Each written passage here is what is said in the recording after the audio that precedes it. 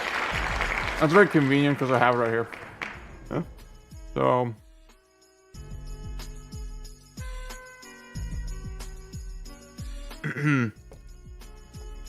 Obviously not authentic. It's not the fucking PS2 original. Blah, blah, blah, blah, blah. Yeah, I know. I get it.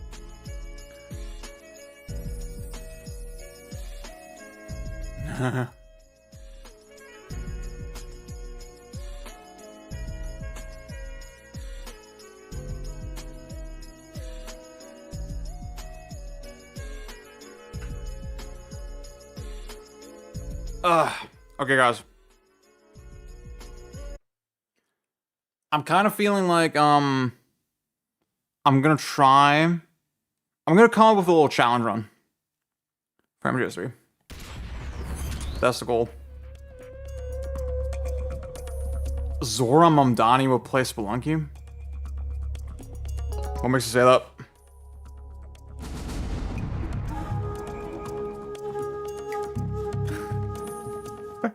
Why are you complaining so much for it? This is a great game.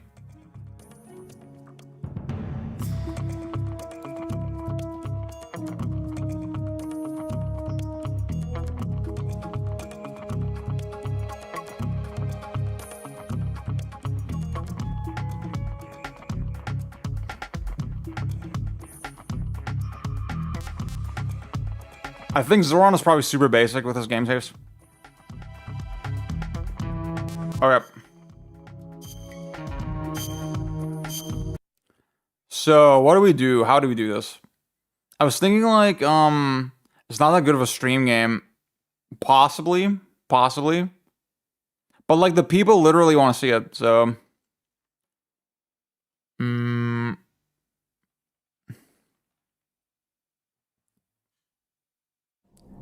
René, didn't you also not like DMC3?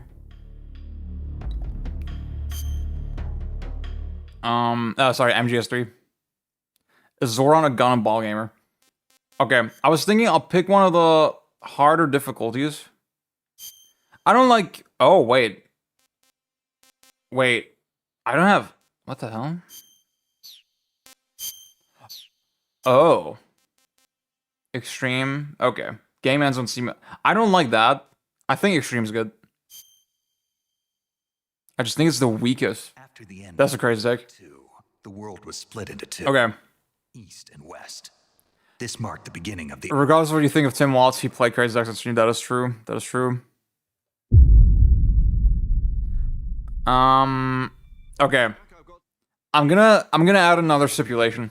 I can use camo. Do you copy?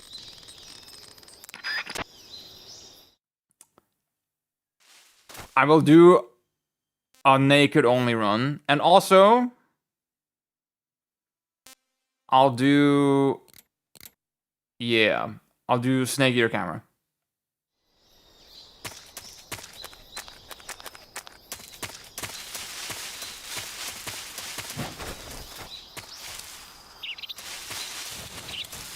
That's the run we're doing.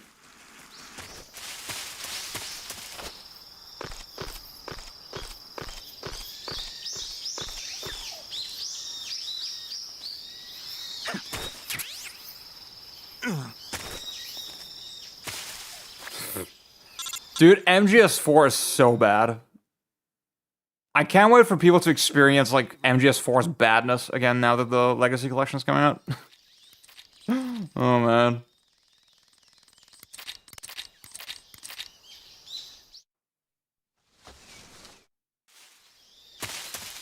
Okay. So do naked camo. Bam.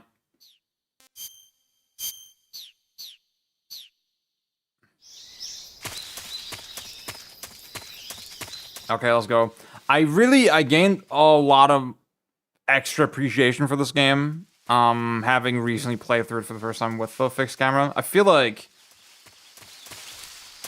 it just makes so much sense. It's like, it feels so much more intentional.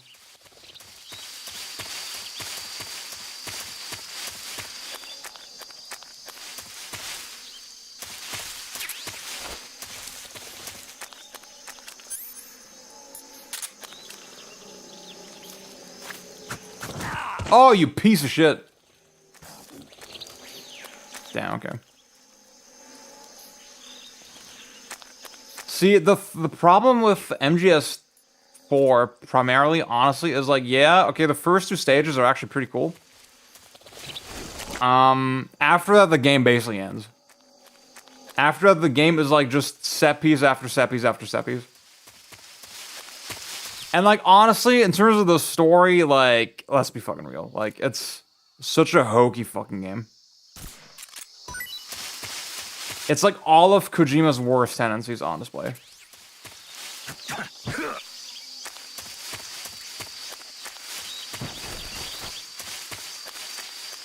Dude, the rumble feels really good on the Switch.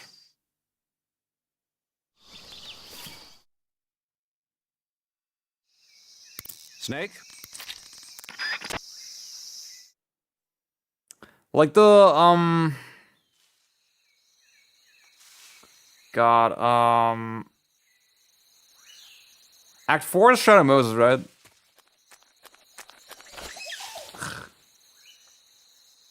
Most difficulty came from trying to avoid crashes. Oh, wow.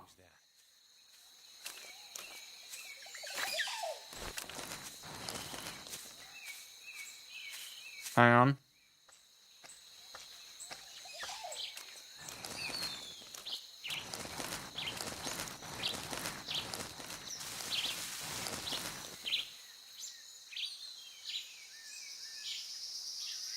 Nobody here. Yeah.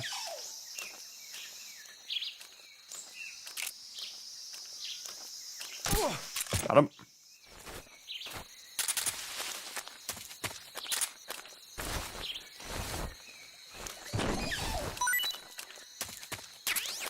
See, the thing is, I don't like the idea of having to do a ghost playthrough. I think these games have so much to offer. In terms of, like, possibilities. That really only unfolds when you allow yourself to be seen, you know? Or, sorry, when you allow yourself to keep playing through your mistakes. So for me, this seems like a good sweet spot, you know?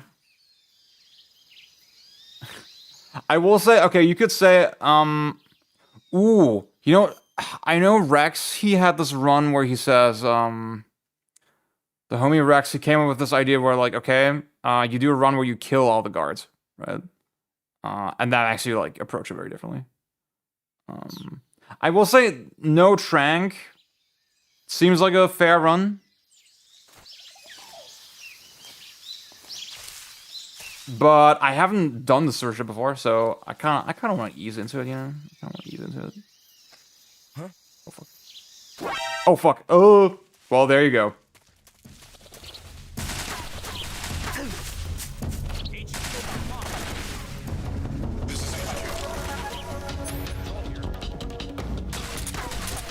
Fuck. Hang on. Killing NPCs in MGS is haram.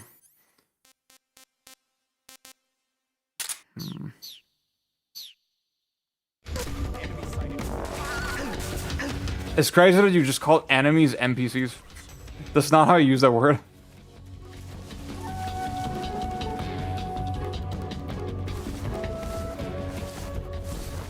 The sorrow is the original moral slop. Oh man. Yeah, let's see.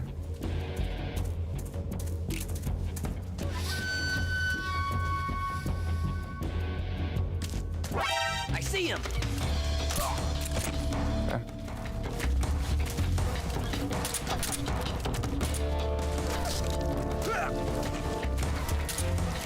Oh fuck. I got a little confused with the controls. Okay. Wait. Got him. Okay.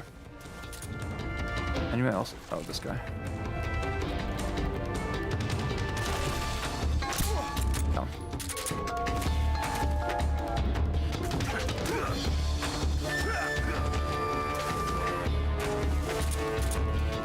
Oh wait, this guy is about to wake up. That does not last a long time. Okay. Oh, Sash, what's up, man? Hell yeah, dude. I have come to realize the vision. I've come to realize the vision of the old camera.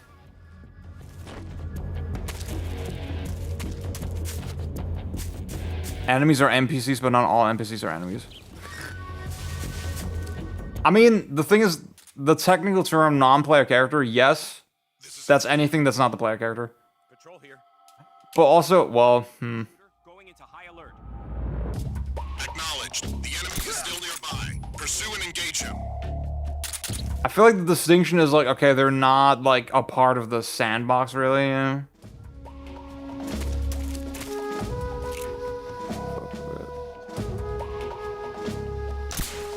Oh fuck! Oh god! The enemy is close by. You know what? I'm just gonna fuck off.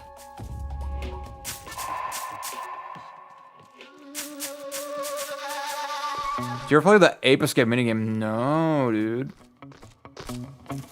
Wait. Oh fuck! I can't see from here.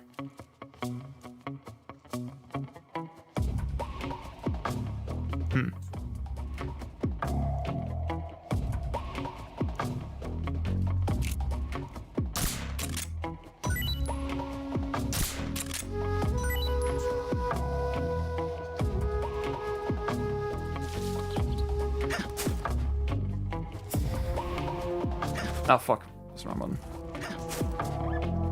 Wait. Oh fuck!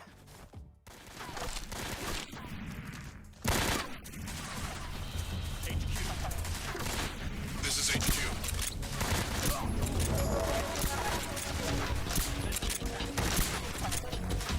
So for those just tuning in, this is on extreme difficulty. And no camo.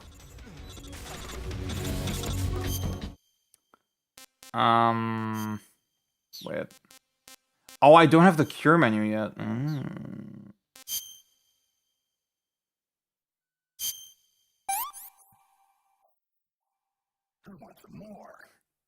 Is Pomduna allowed when you're killing you? Well, the fries are carbs. Fuck.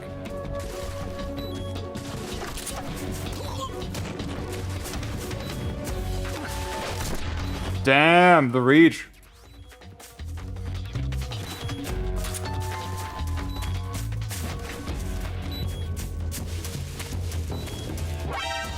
Ape Escape stocks down or not? I know there's a bunch of people that whose opinion I really respect, who are like, yeah, 3 is the GOAT. I know some people really don't like 2. I thought 1 is the only one that I've finished, that I've played extensively, and I thought it was okay. But I'm not super fond of it. Oh shit.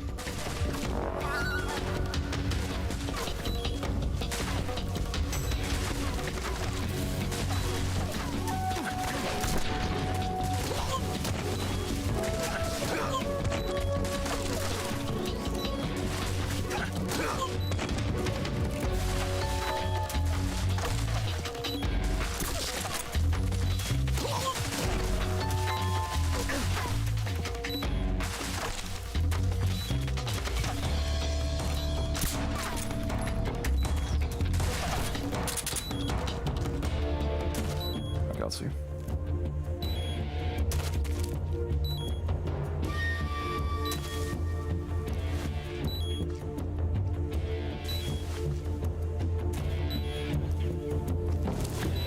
Okay, one of the only things I don't really like about this game is the slow walk with the D-pad. To me, that feels very clunky and very Come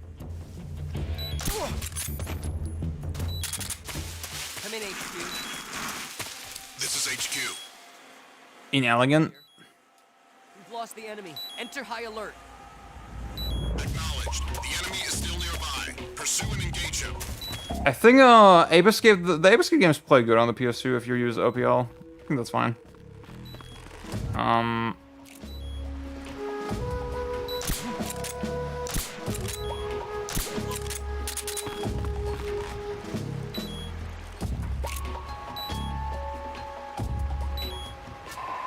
Oh shit, wait.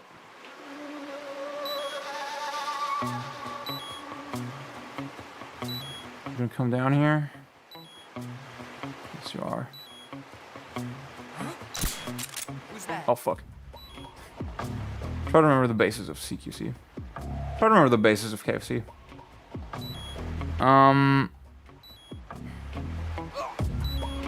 Oh, I hit him. Nice. Okay, there you go. What was I gonna say? Yeah, I know there's a mod for this game on PC, now that it's on PC, that gives you crouch walk. Which honestly, that seems kind of fire.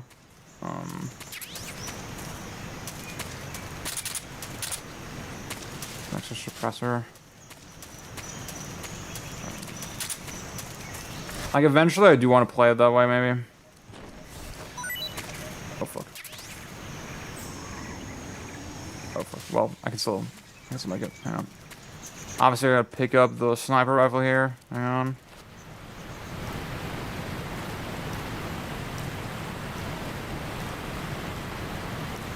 Million Monkeys. That's a Jetpack exclusive one, right? So please. Justified crash out. Type 4, thank you for the follow. Thank you so much. Ooh. Okay. Yeah, Million Monkeys is one I gotta check out. This release, no. No. They're not in here. I guess Sony are gonna play hardball, you know, with that. I found 2 to be the weakest. 3 of us IMO, at least on par with 1, or maybe even better. Okay.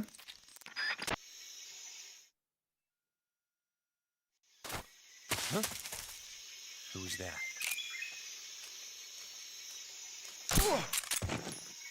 I do like the... Oh, okay. Yeah. HQ The vision range on Extreme is definitely patrol here. very significantly upgraded. Enemy fire. Enemy's position is unknown. Going into alert formation. Acknowledged. Sending reinforcements. Oh. Use extra caution. See you guy there.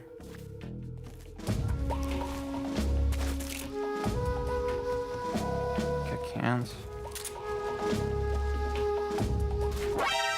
Wait, who saw me? Oh god. Did he just enter the area? From behind? No fucking way. Oh, I have 2 of them. That's crazy. Type 4, I think so. I think so.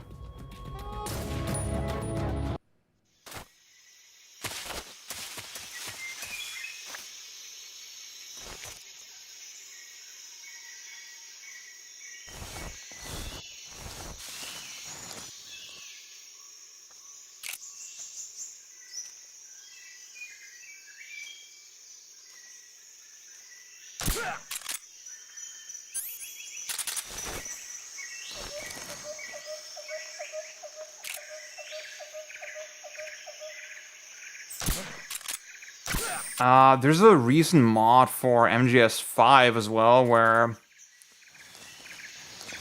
it basically does a lot of things. The main thing is that, okay, you get a much more significant amount of items from soldiers, from enemy soldiers, when you, like, interrogate them. Or when you hold them up, I guess. Like, it's basically the entire game sandbox that's available just through holding people up. Just through stealing items from them. And it's designed to be played purely through on-site procurement, right? So, with this mod, the intention is that you go into every mission with no items at all. And no weapons. And you get everything on-site. And that seems fucking fire. That seems like a fire way to play it. They also add a little thing where, if you remember, MGS5 had this whole system where guards would, learn from your player behavior over time. They would, like, start to wear helmets and shit, right? And, in this mod, those responses are actually, they can occur within a single mission, right? So when you start the mission, the enemies don't have helmets, and then over the course of the mission, they will start wearing the helmets. so you see those types of dynamics much more frequently. Which also seems like a great change. I really want to try that mod. Oh, fuck. What's wrong?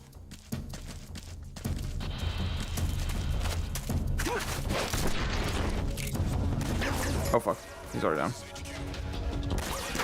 Okay, let's see. Wait.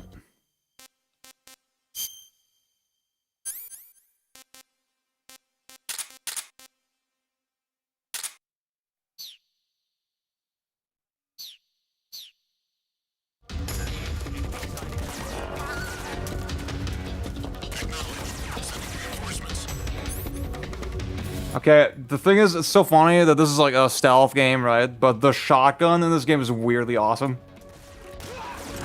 Like, look at it. Oh, hell yeah.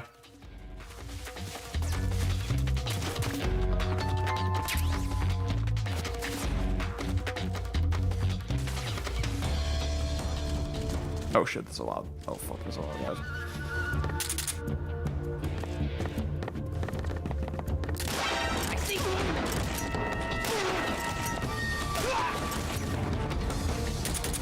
This ain't your daddy's MGS.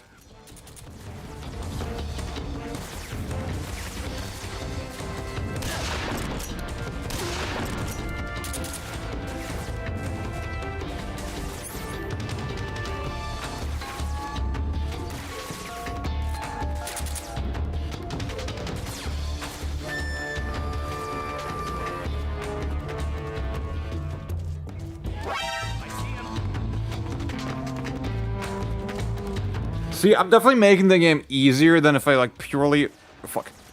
Tried to stealth it. Oh, God. Oh, God.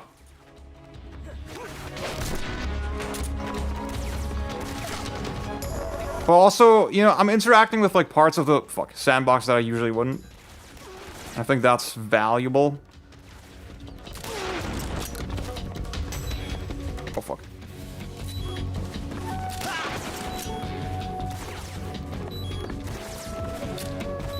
Oh, I'm out of ammo. Fuck.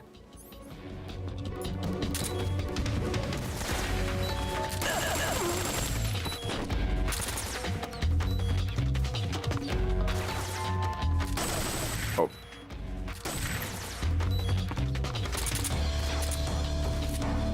Let's see. What can you do for me?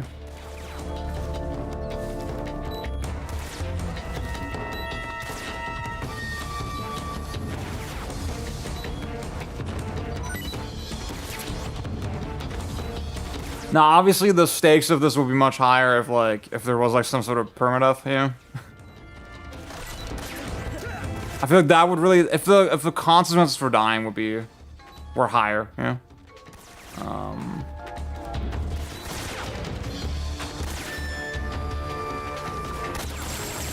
fuck. Oh!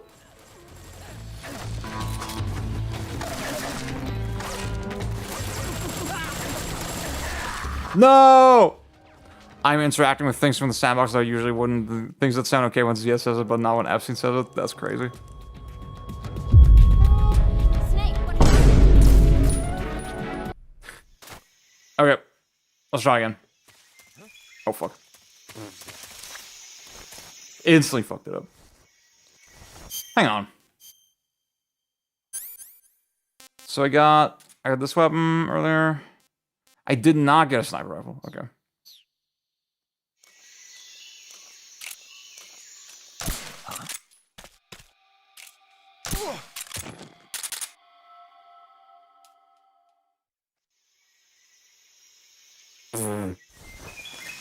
What's wrong?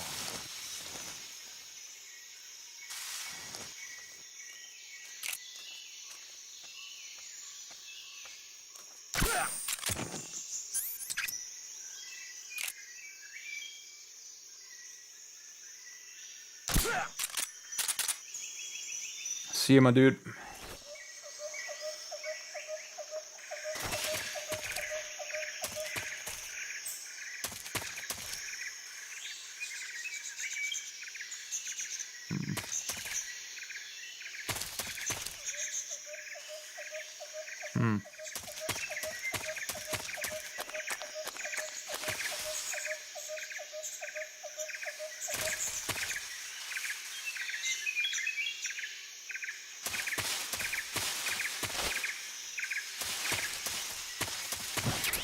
Here you go. Movement.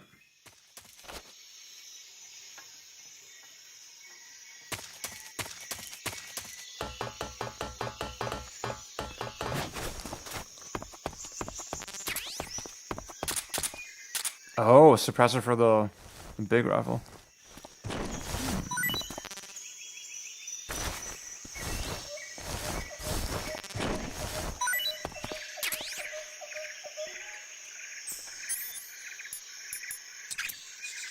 Nice. What was that? Who's on me? This would be an awesome level in Power Stone too. That's so random. What's wrong? Got him.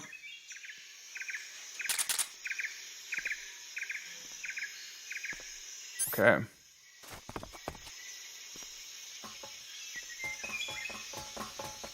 Okay, we got one more guy.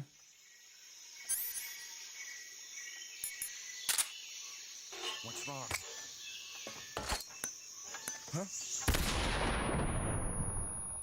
Did I hit him? No, I didn't. I did not hit her. I did not hit her. I did not. We're under enemy fire. Oh, hi, Mark. Is unknown. Going into alert formation. Acknowledged. Sending reinforcements. Use extra caution. Oh. Oh.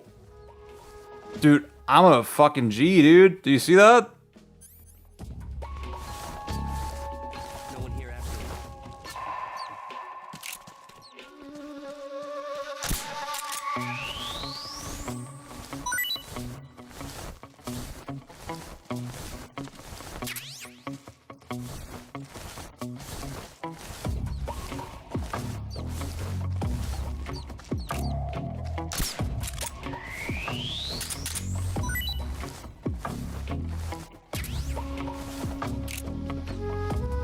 It is, the thing is, it is a very unique form of a sandbox, because, it doesn't really, the interactions are not, like, super fluid like an immersive sim, you know? But it still has a little bit of that character to it. It's just there's a lot of shit to interact with, and it's all very specific and, kind of hard-coded. It's very, very unique. Okay, hang on.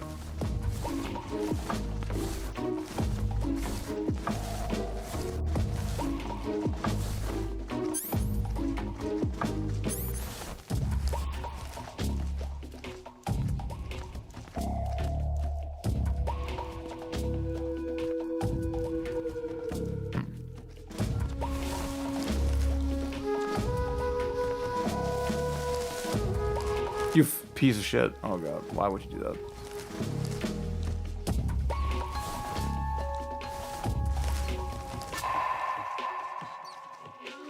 Let's see him. Okay. Who's that? Wait. The enemy! Oh fuck. Okay, hang on.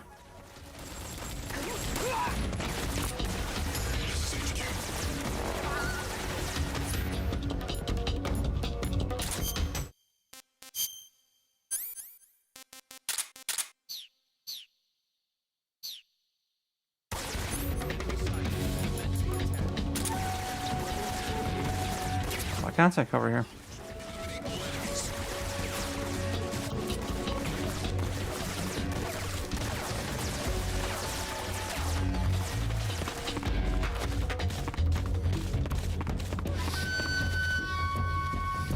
Oh, hell yeah. Okay, I'm the goat.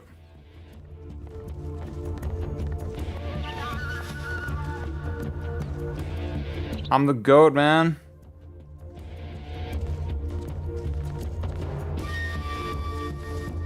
Oh, fuck.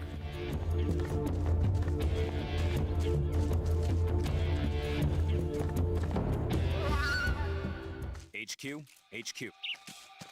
This is HQ. Patrol here. We've lost sight of the intruder, going into high alert.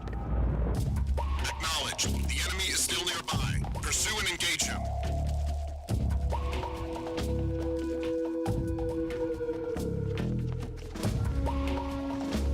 Nice. Okay. Obviously, we gotta watch the cutscene with Eva later, where we look at our cities.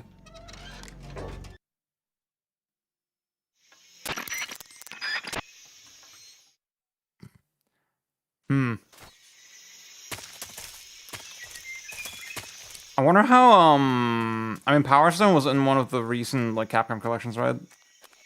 I guess you could play it now with matchmaking. I think I just, go the way I came, right? Yeah.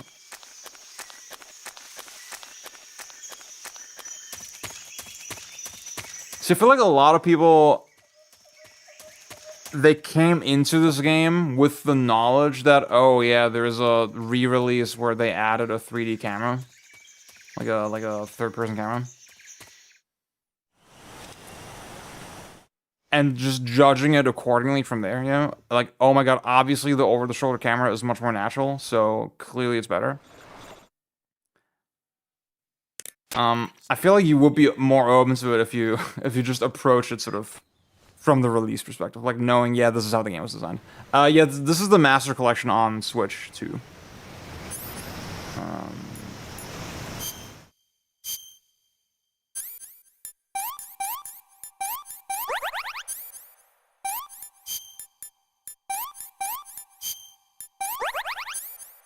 I'm just in random shit.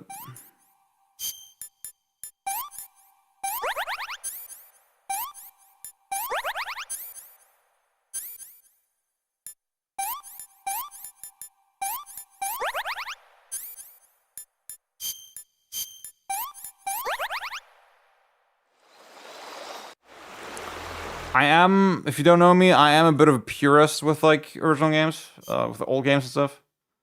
I do have a whole PS2 setup here that I could use technically, but this is just more convenient right now. I actually want to play a different game today. But my PS5 was, like, not cooperating, so yeah, I just switched on the fly. And we're doing this little challenge run where I'm playing on extreme difficulty with no camo.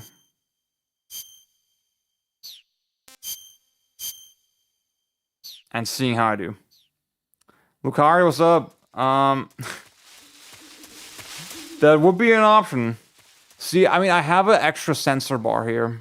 A USB sensor bar for the setup, so eventually. Oh, whoops. But maybe I'll wait until I can put my CRT here. Magatama for the Xbox. I fucked around with it a little bit actually. It's a little clunky. It's a little like Japanese jank. Yeah. Hell yeah, dude. I'm looking forward to that. I will watch that.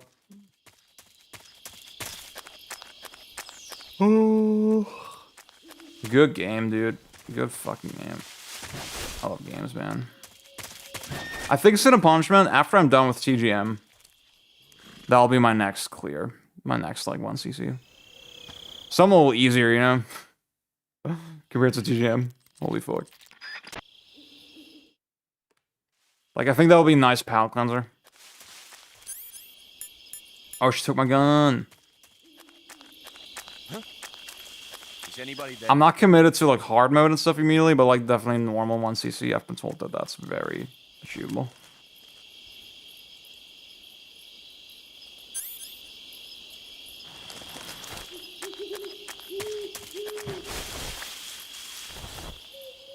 We're using shield to clear, but the scoring is extremely punishing.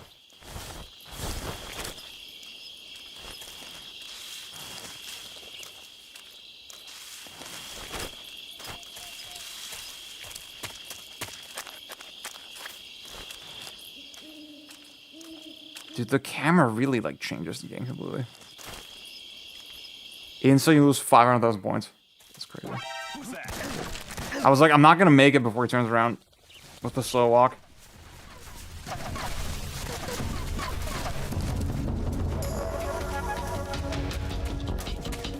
See, it would be useful to grab these guys and like procure a weapon.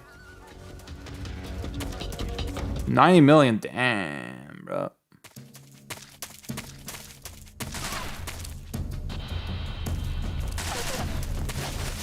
Oh fuck!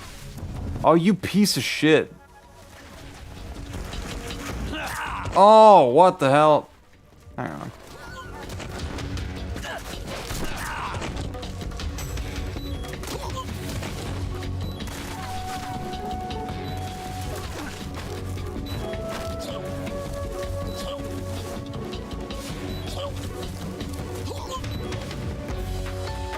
Where are you?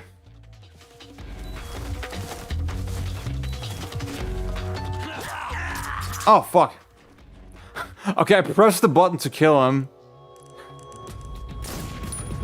And it just registered like a day later. That's so funny. Okay. See, the thing that makes this challenge a little... that defangs it like a little too much is the fact that you could just respawn with no consequence, you know?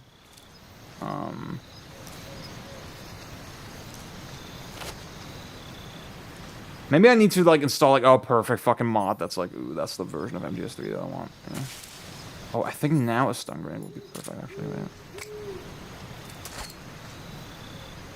Oh. Come in, HQ. Huh? Where'd he go? What's going on? Who's that? Radio, get up. There's something wrong. Support unit. Oh! I'm carrying the grenade. Fuck.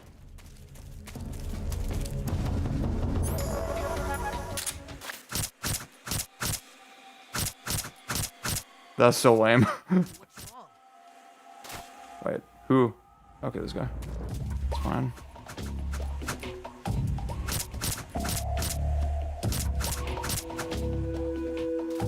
Give me a weapon. Dragon, that's a good question. I think it does.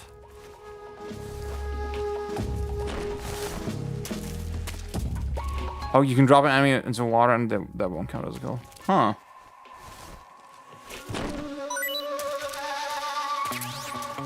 Shit. Okay. Somebody there?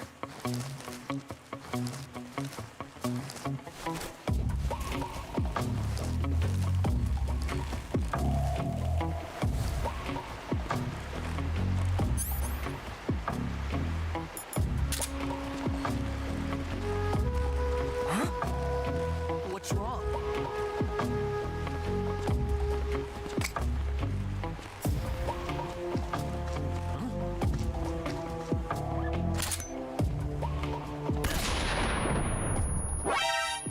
Oh, fuck.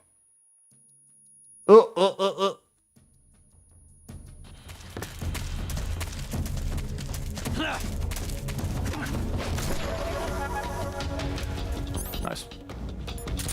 It's not the smoothest,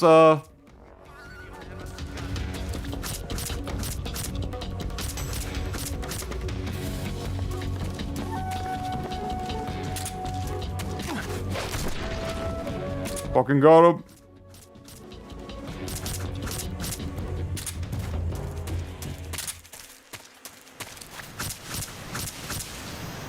This is definitely the Rama playthrough.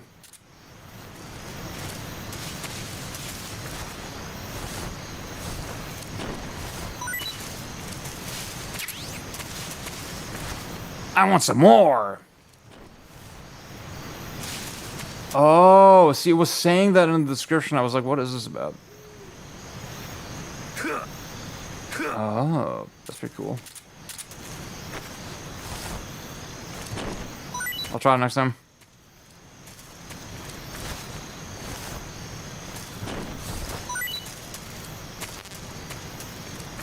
Dude, none of these dudes have weapons. Okay. Wait. Oh, if you don't pick up the rifle on the virtuous mission, can you? Oops. Can you find it here? That'd be interesting to know. Ah, oh, there's items. Wait, can I? I think I can just mash triangle and then, yep. It does not have gyro.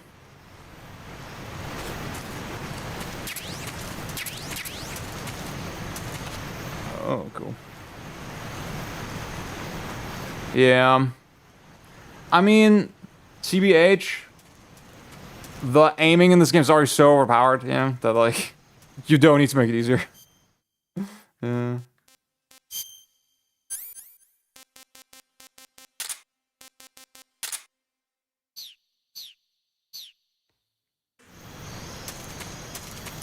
Oh, how does the mouse aiming... Can you play with the mouse now? That would be... That I'm very curious about.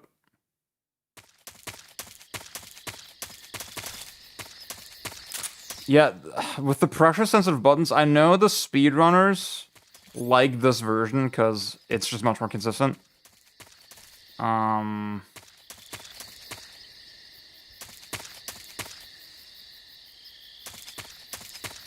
But obviously, you could argue that like the experience is definitely different. Yeah.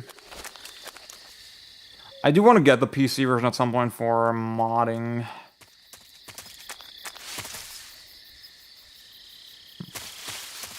I mean, Eva is gonna give me the gun, so that's cool. That's fine. Oh.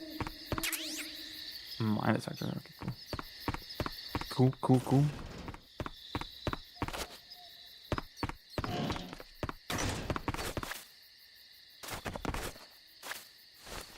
I think when I try to exit, the cutscene starts, right? Every version after PS3 is artless. So fucking true, dude. I agree.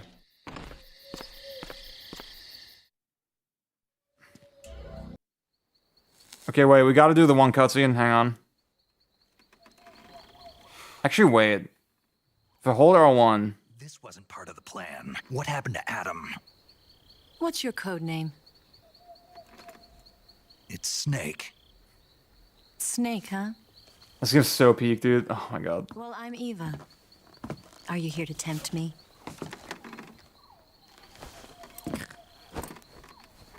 What happened to Adam? Colonel Volgan is a very suspicious man. He decided Adam wasn't the right person for this mission. Is this a cutscene where I can look at her boobs? Yes, Why? because I can do things he can't. Elriz. I heard you used to be a code breaker. Nah, okay, whatever. I won't let Horn Dog Ziet win this one.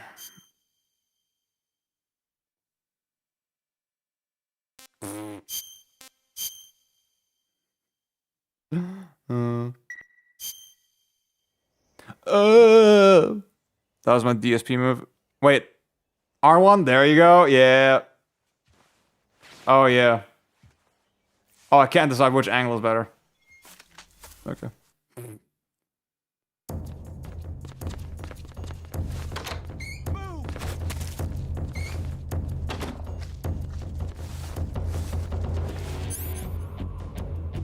Okay. Move!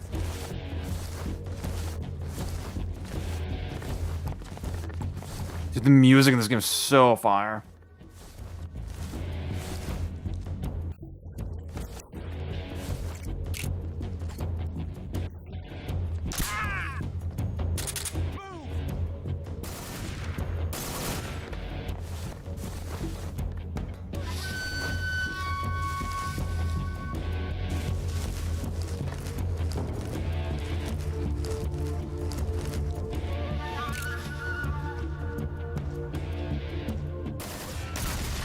What? Where's he hiding? I did not mean to do that. Oh, fuck.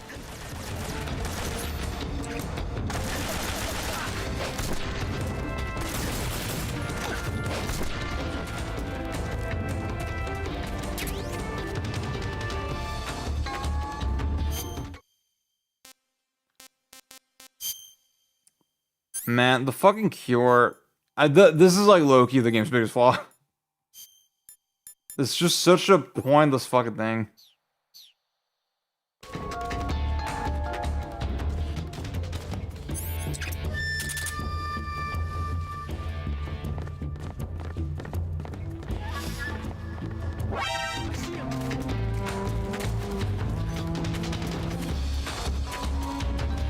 Click on the ladder. Wait.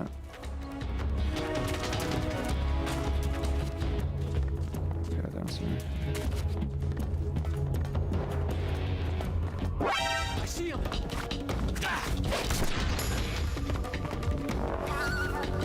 Up there. Up there.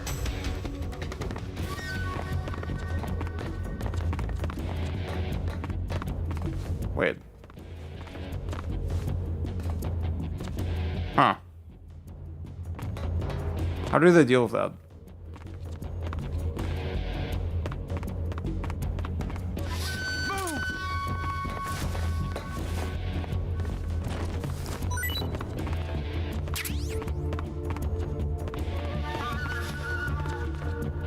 Oh.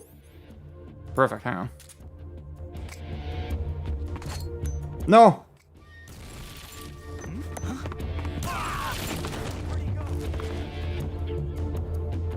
Hell yeah, dude.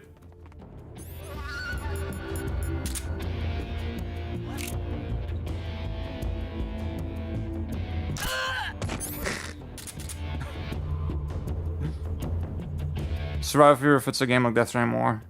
Yeah, I think if it were like a real-time thing or something, you know? Then I'd be like, okay, cool. Okay, where are y'all?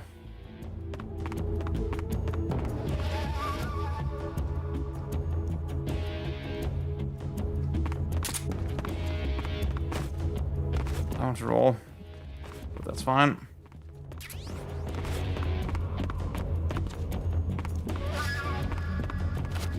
Wait, that's not the way I enter.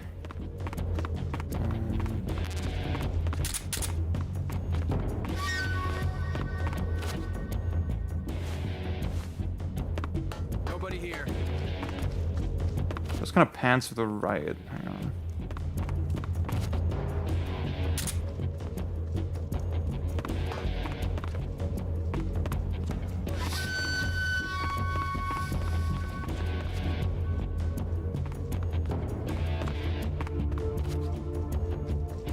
Where are you?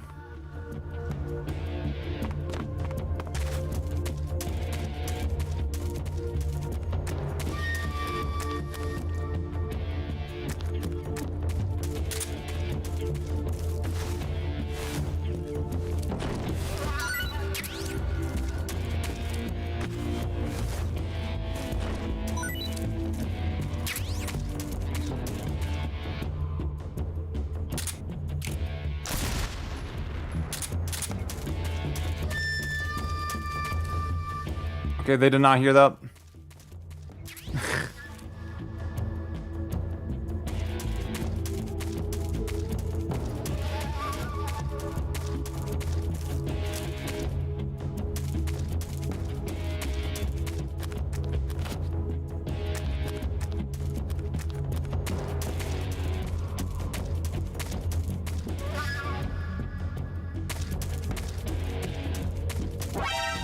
Where are you?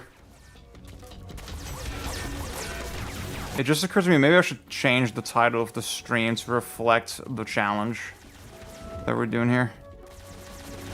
No, Dragon, that's not how it works, no. When they're unconscious, it counts as, it goes toward the counter. I see him. Wait.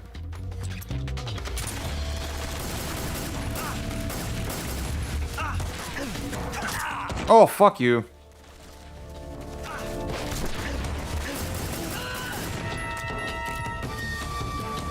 I don't really understand how the L1 lock-on works. I guess it's...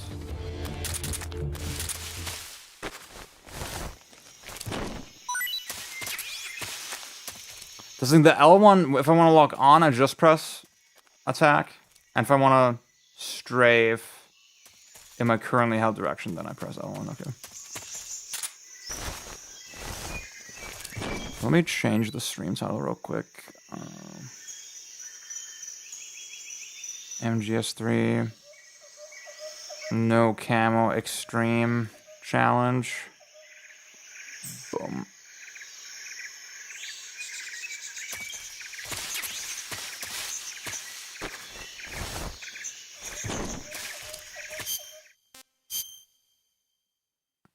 Okay, I don't know how much longer we'll keep going. Maybe like half an hour. Tasty. I'm actually not doing great on food. I should stock up a little bit. See, I was collecting hella food on the Virtuous mission and I didn't realize I wouldn't keep it.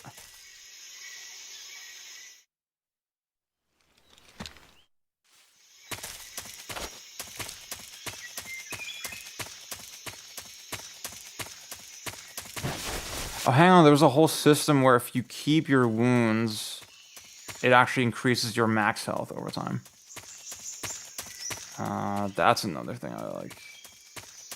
I was playing around with on my last playthrough.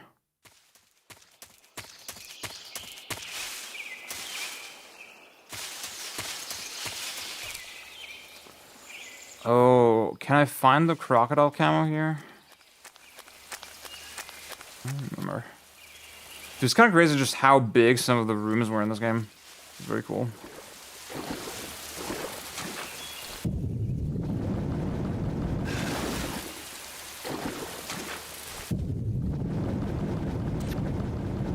Oh, I got eel on my body. Yeah.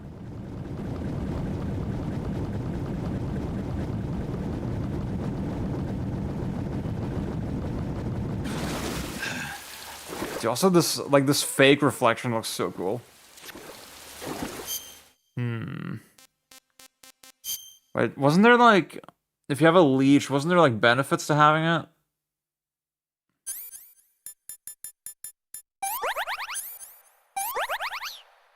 I feel like maybe they remove like other shit from your body, like if you have, oh fuck, if you're poisoned or something. Oh god, I didn't see that.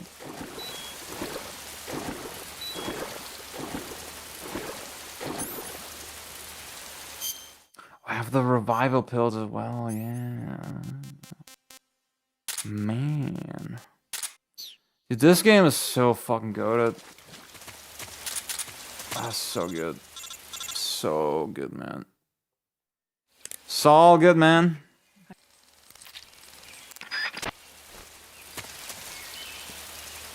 Let me take my acid blockers real quick so I can eat before I go to bed. Salt, dude. Stop. Oh my god. Salt gone.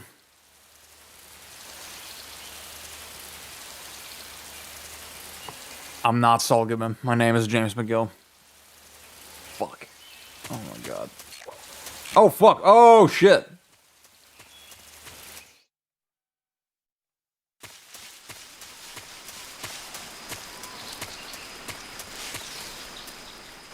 Ooh, this fucking part. This game is so fucking iconic, dude. This game is the fucking GOAT. This game is the fucking man.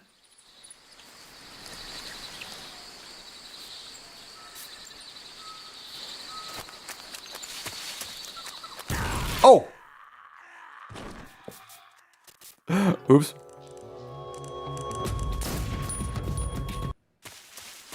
Okay. I got the mine detector. Goodbye, Snake. Boss, you just murdered a child.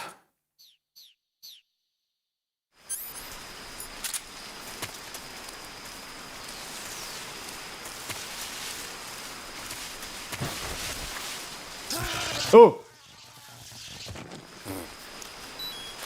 A little too cocky there.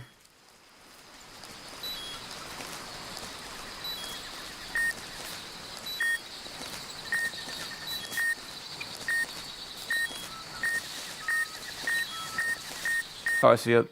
It warns you pretty ahead of time, so...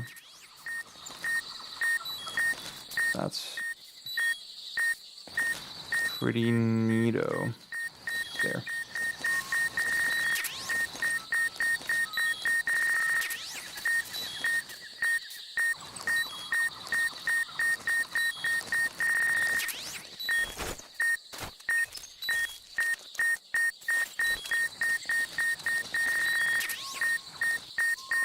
God, there's so many of them, dude.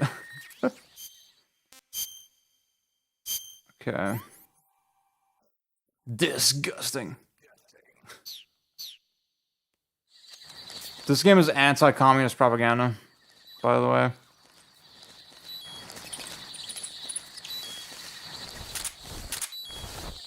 I think though, Kojima, overall, he's like, I think he's a pretty big fan of like Russian culture. This is the vibe that I got.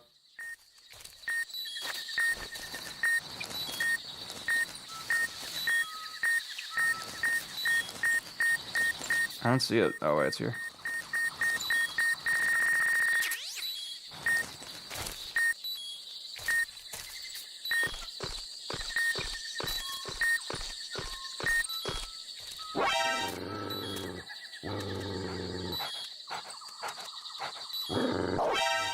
Oh god.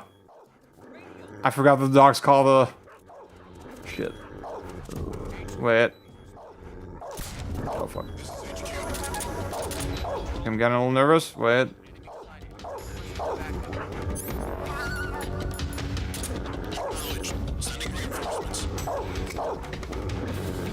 For some dogs, no. Oh fuck.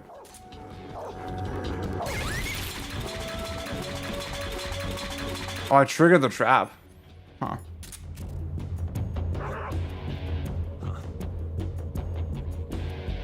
Okay, where are you? God, this game's so sick!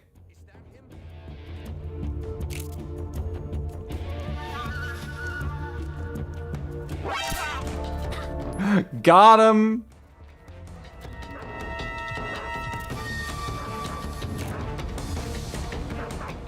Okay, hang on.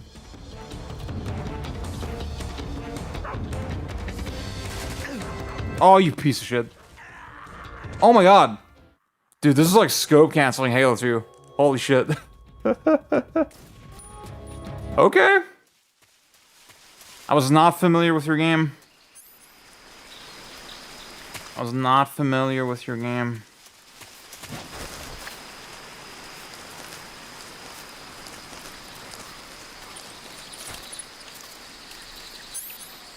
Okay, I'm just gonna wait.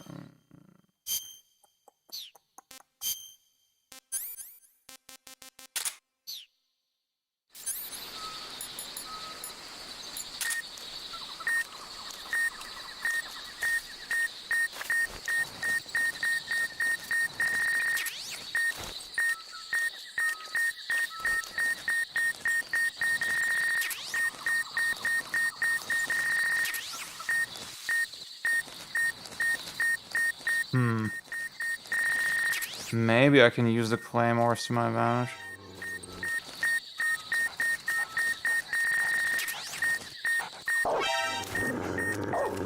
Radio, call HQ.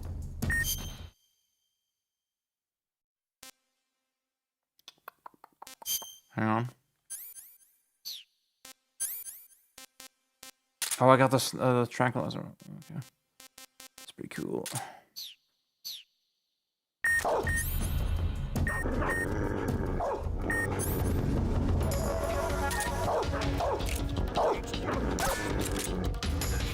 This is HQ.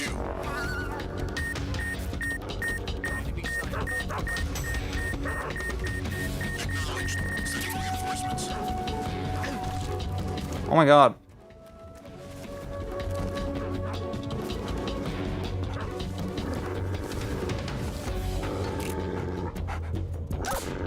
Okay. Let's see. I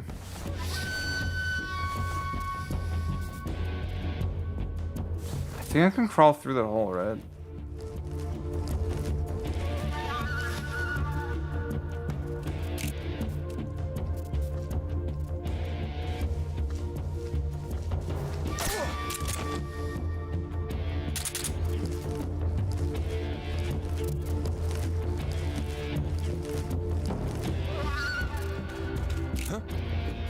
Is that him?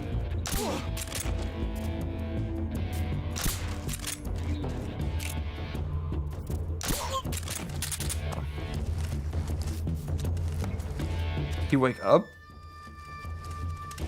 HQ. This is HQ.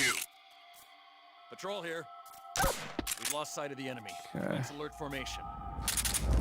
Acknowledged. The enemy is still nearby. This game's so fire, dude. Oh my god, this game's the best.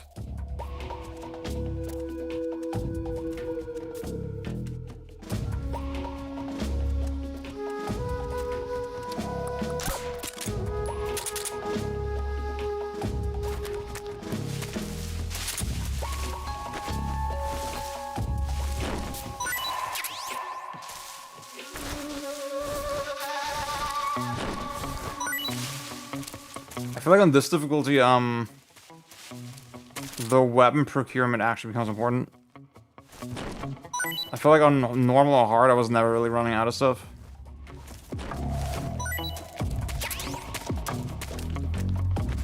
Though maybe that evens out as you go, so who knows.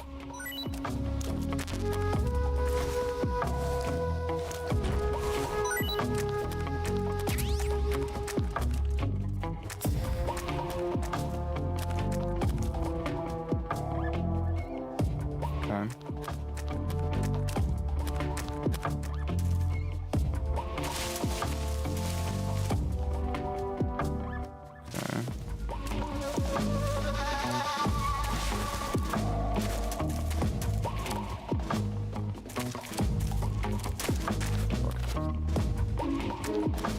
Climb up.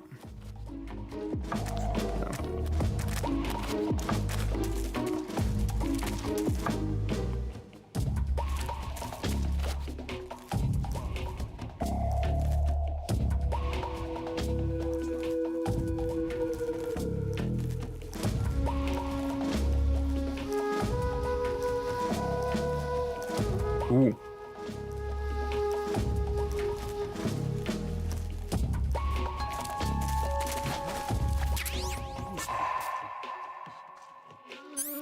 Okay.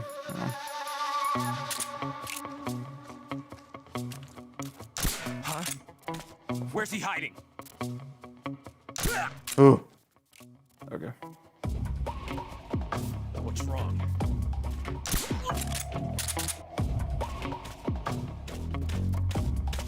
What's wrong? Holy fuck.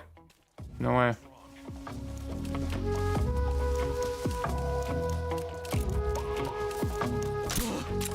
Who's that? Oh fuck.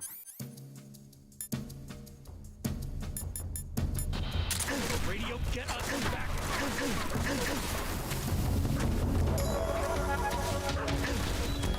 This is HQ. Acknowledged.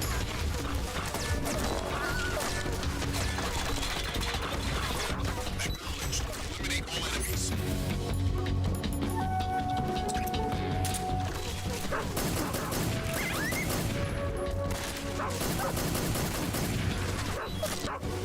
Cover! Grenade! Oh! No! Damn! Okay.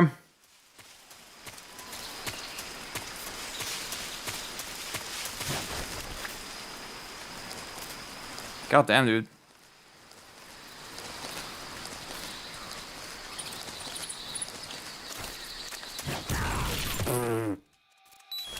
Let me just retry.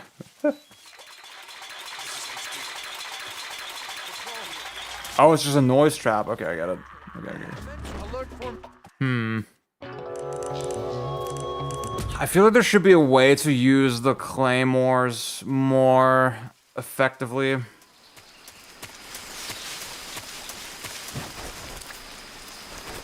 Oop.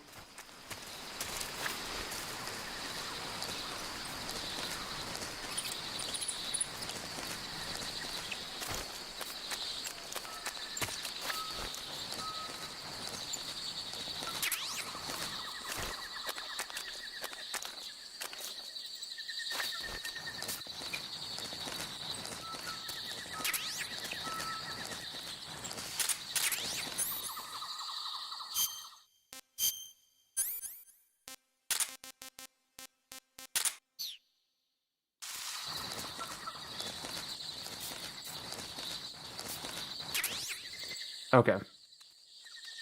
These mother effing dogs.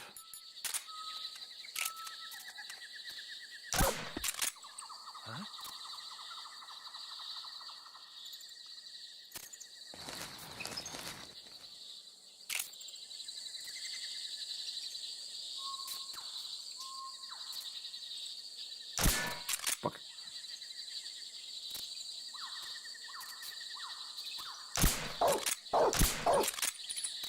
Did it hit him? I don't know. Fuck.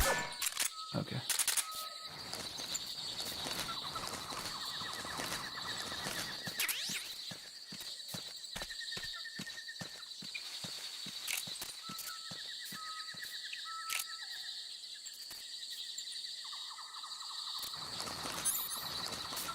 There's nothing here.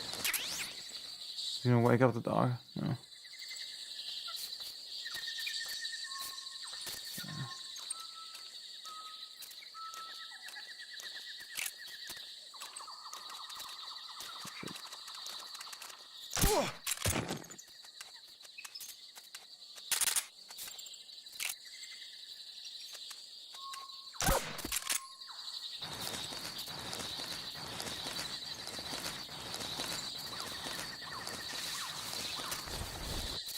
Okay.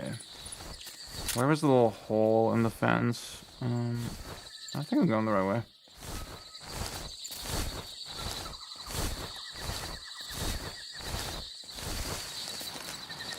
That's here.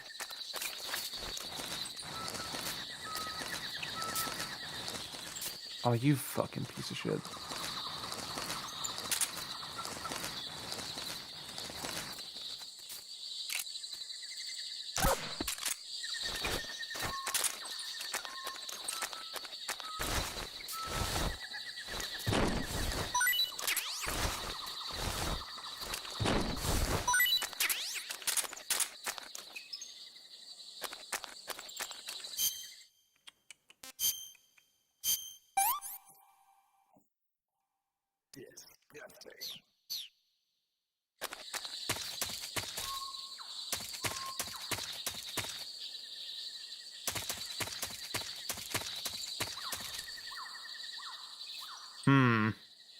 Okay. Okay. Let's see. I can probably roll through this one.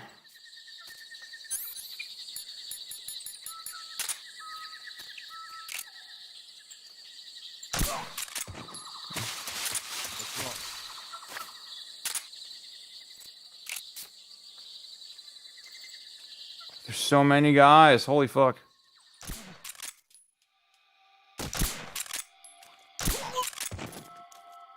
What's wrong?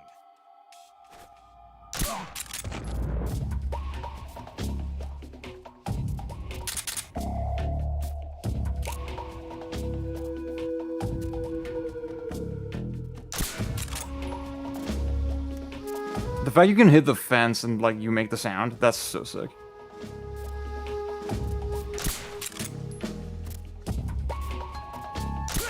Okay.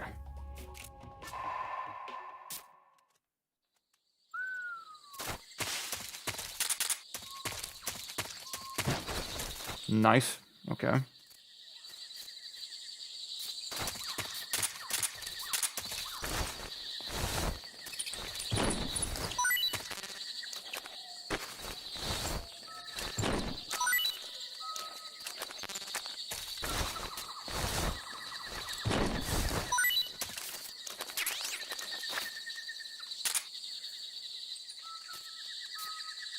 Ooh, hang on.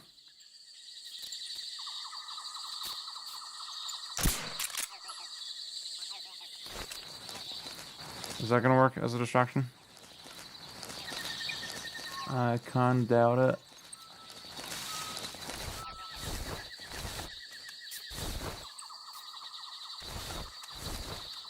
So, a little trick for this or no, if you're in first person and you hold both triggers, you get, like, on your tippy toes.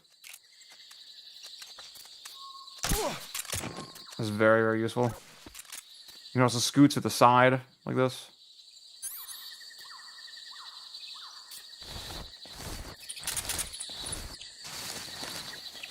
it's cool that they thought of so many little nuances, you know, in just the basic game system. Okay. Okay, I'll pill for this one last guy. Hopefully nothing. Oh fuck. Fuck. You know what? Okay, I'm just gonna. Oh god. This is HQ. Go.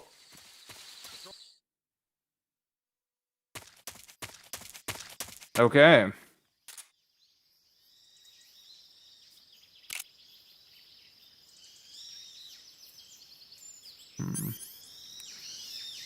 I know I can like blow up their supplies here, right? Isn't that a thing? That I can like blow up their food storage. And then that like helps me later.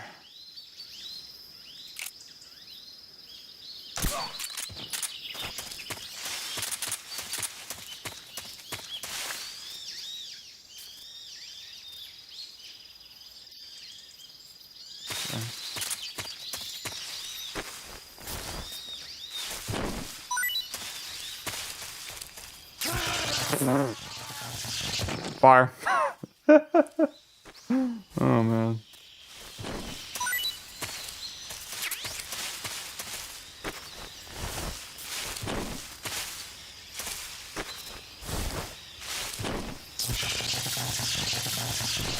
Oh my god. That was cruel. I'm sorry. That was very cruel. I'm a bad person. Okay. Come to Papa. Ugh. Wait. Got him.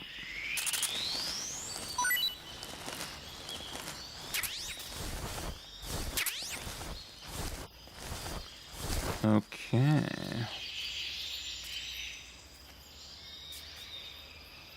If you go past that little box, that would be very convenient for me, but you won't. And I hate you. Okay. Woo! Do y'all see that?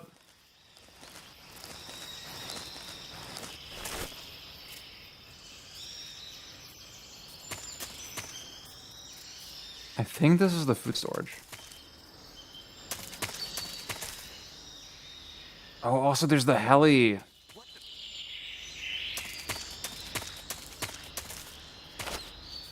just seeing things. Oh, there's a facility over there too. Huh? Can I blow up the barrels? Wait. Hell yeah, brother! HQ, please respond. This is HQ. Patrol here. It appears we've been infiltrated. Commence alert for Knowledge. Sending reinforcements. Use extra caution.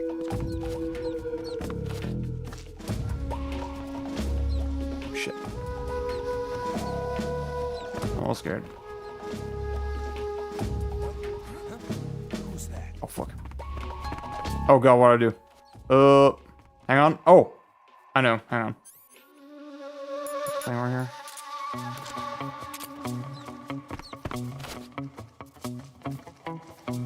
What's wrong? What's wrong?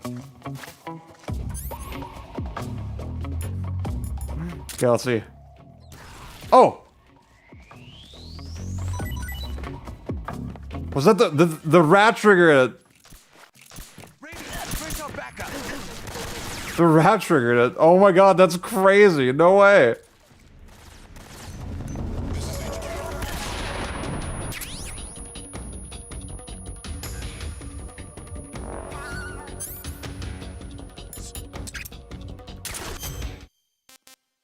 That's so far. Oh man. Severe burns. Hang on.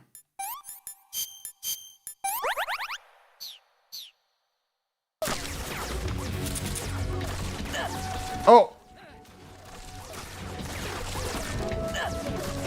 Wait, what? What is happening?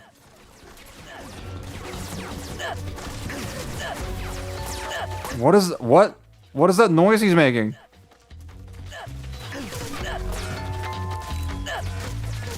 What? Okay, maybe I can use my life serum.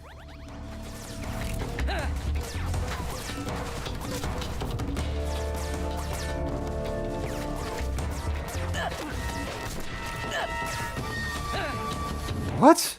What is happening? Okay, I think my game is glitched. Because it feels like someone's bumping into me, like, at all times. Okay, I think I should just restart. Let me see if I can, hang on. I just want to test if I can actually blow up the thing the way I'm thinking.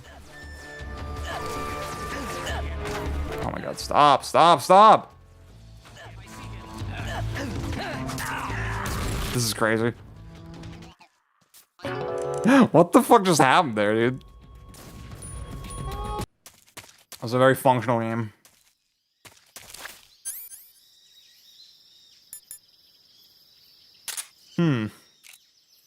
Okay.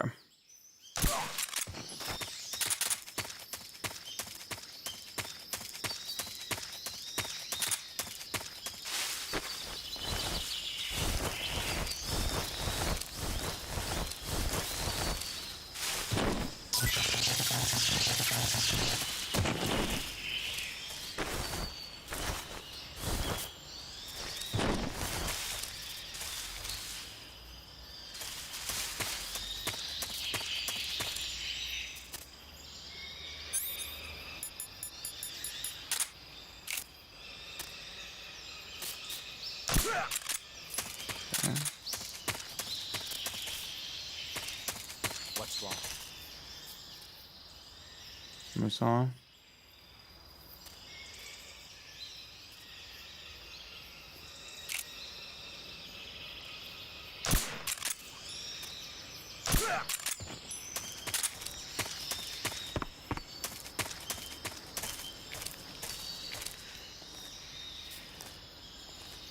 I shoot through the window.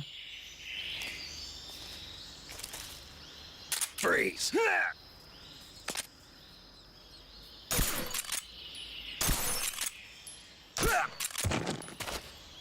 Okay, that's pretty fucking sick. This game is so fucking awesome, dude. Wait. There you go.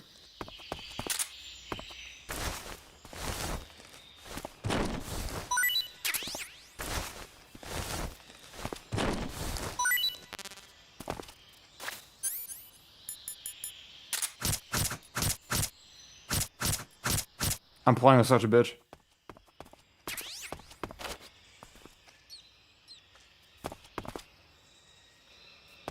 Did y'all see that? I just held him up through the window, man. That's fucking fire. Oh my god.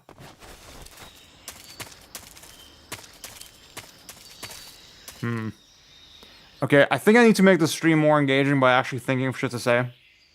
Thinking of shit to talk about.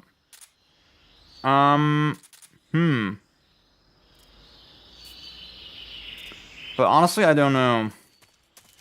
Somebody give me a topic. Like, ooh, Ziad, what's your opinion on fucking traffic? Or whatever. Oh shit, wait, this motherfucker.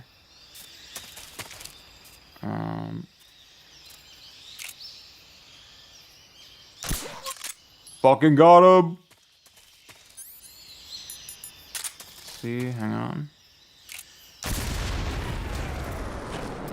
Oh shit. Please respond. This is HQ.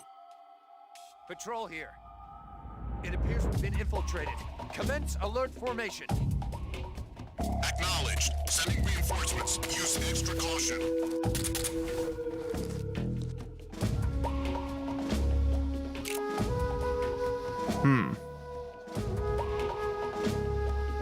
Okay, when I see more guys close to the barrels.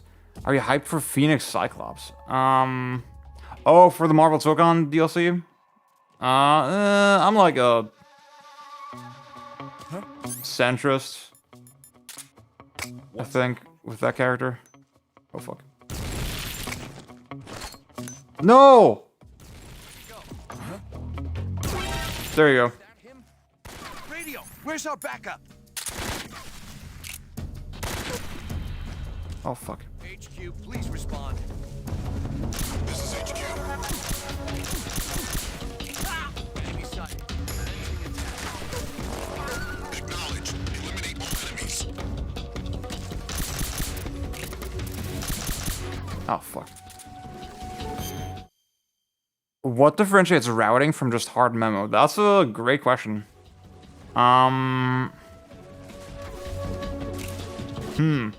What differentiates routing from just hard memo? It's doing the thing again! Oh my god, it's doing the... What? What is happening? What?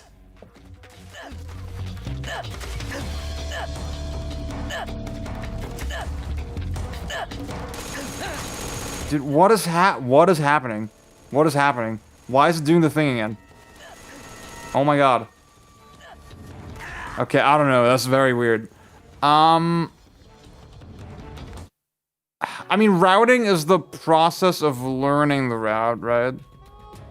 Snake? Do you have leeches on? I don't think that's it, dude. I think the game is just glitched.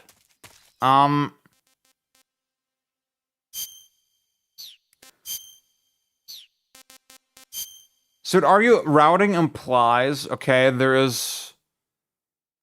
you're dealing with a sandbox, you're dealing with a sandbox of elements that are interacting and that are sort of in flux. And you're developing the path to the goal, right? You're analyzing the elements in hand, and you're like, okay, well, how do I utilize these elements to get to the goal, right? That's routing. Hard memo implies there's less room for flexibility, right? It could be something as simple as like, okay, I know when the boss jumps to the left, they always do the launch attack or something, right? That would be hard memo. Because you're memorizing a pattern in that case, right? I think memo refers to patterns a lot.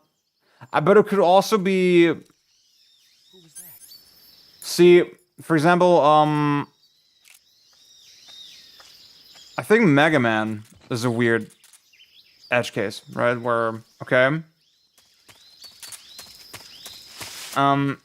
you have all the stages that are kind of in flux, right? Those are elements that are in flux. They're, you can sort of decide the order. So that's kind of routing, but really there is one optimal order, right? And the optimal nature of that order is not determined by sort of emergent like properties of the elements. It's determined by a strict thing that the game kind of laid down in advance. You know? I feel like the optimal route emerges from the properties of the elements, you know? Whereas with hard memo, it's more rigid. That's how I would define it. A game like Ikaruga is also incredibly deterministic, so what is routing but also merges it? But deterministic, you mean... I mean, a lot of shit in games is deterministic, yeah. Like, the fact that the enemy walked this way, it was determined by the fact that I, like, you know, stood in that location, right? That's a deterministic rule. But it becomes dynamic because there's so many spots I can potentially stand, right? So that's not the axis that I would use.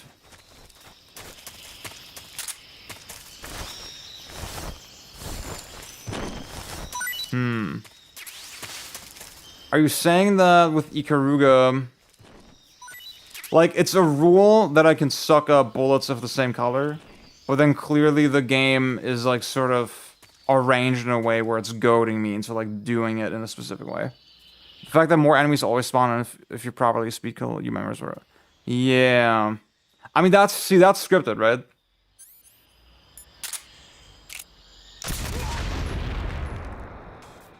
That's like scripted thing. So I would say that's memo. This is HQ. Patrol here. It appears we've been infiltrated. Commence alert formation. Acknowledged. Sending Sending reinforcements. Use exit. See if I destroy the chopper here.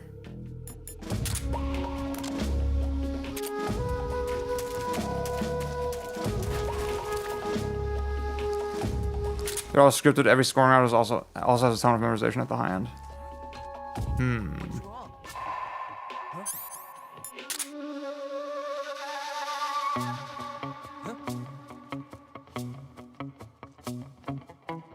When I place in a punishment and go for my 90 million, I have to memorize how to move and shoot exact spots.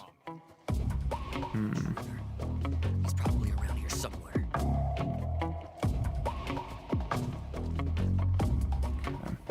If I shoot the claymore now, obviously we'll draw their attention to the explosion, so that's not a good idea.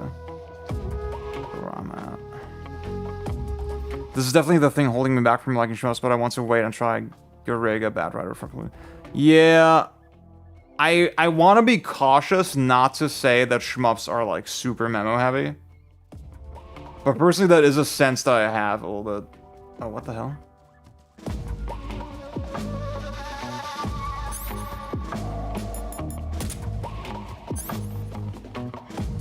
How long wise press varies distance. Okay. Oh, fuck. Hang on.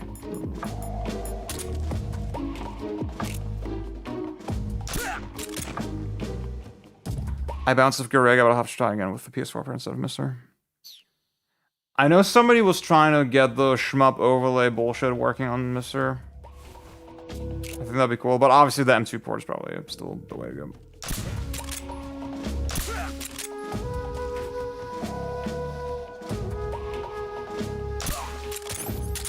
Okay, how the fuck do I destroy this chopper?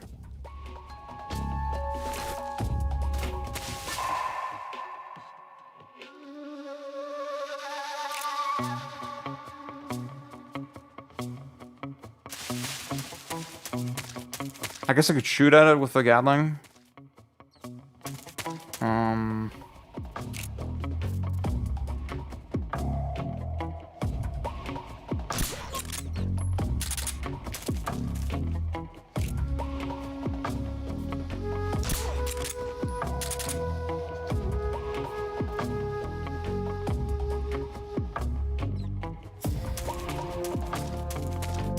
There's a game that Jack Crawford recommends called An Angel Dances on a Bonfire. That's like a shmup meets a roguelike, and honestly like it more than real shmups. It's free on itch. Huh, okay. Shmups can still have RNG, rating still going to has a lot of RNG in cool spots, but by and large, shmups are pretty locked in. Yeah, the thing is, I mean, one of the basic things with shmups is that obviously you have a pretty decent amount of space to move. And then obviously you're going to track bullets in like different directions.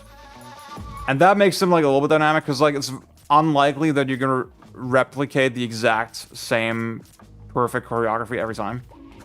But then at a high level, nailing the choreography is kind of what you're doing, right? So I don't know.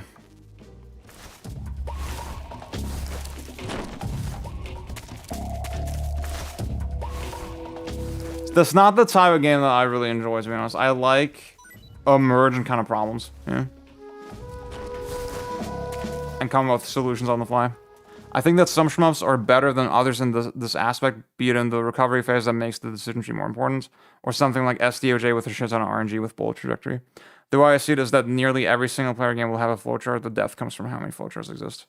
I think at a certain level you're fighting to get back into yeah, I think that is the ideal kind of way to structure it.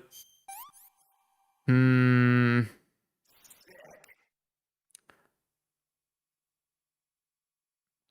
mean, I guess Lucario, I think you can break it down like that, but obviously, I think that's oversimplifying a little bit. I think that's not being entirely fair to like different styles of games.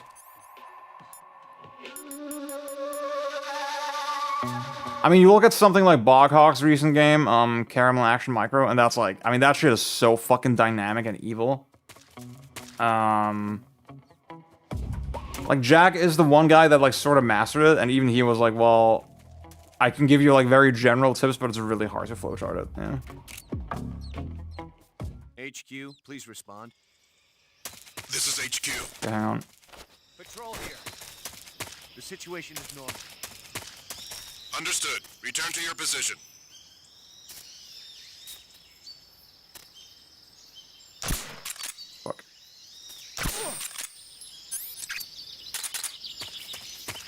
Oh, fuck. How the fuck are you just here, bro? Luke, what's up, man? Yeah, my PS4 was not cooperating, so... we just settled on Snake Eater. This is extreme. No camo. This game's so fire. If there are exceptions to the rule, then that's cool, but like 90% of games is like that. I don't know. I'm not comfortable, really. I'm not comfortable making, like... Oh, fuck. Absolute statements. Oh, fuck.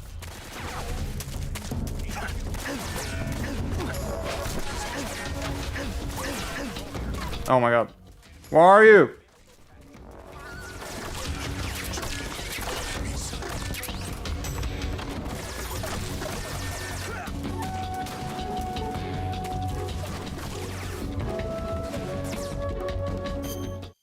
Did I say PS4? I'm in PS5.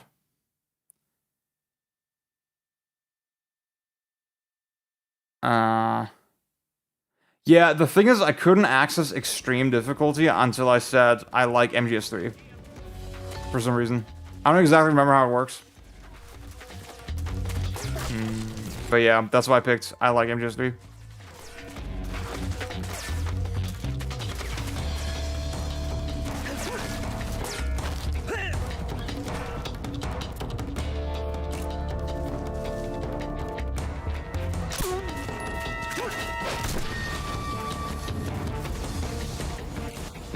See, this shit is happening again. Wait, is it? Actually, no, sorry. Not it. So I had a weird glitch here where when I got detected, it was sort of like an invisible soldier was like constantly bumping into me. It's very weird. I don't know.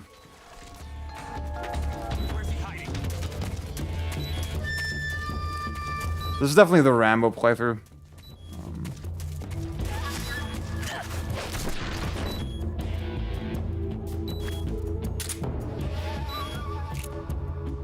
I'm not gonna waste my bullets. Wait.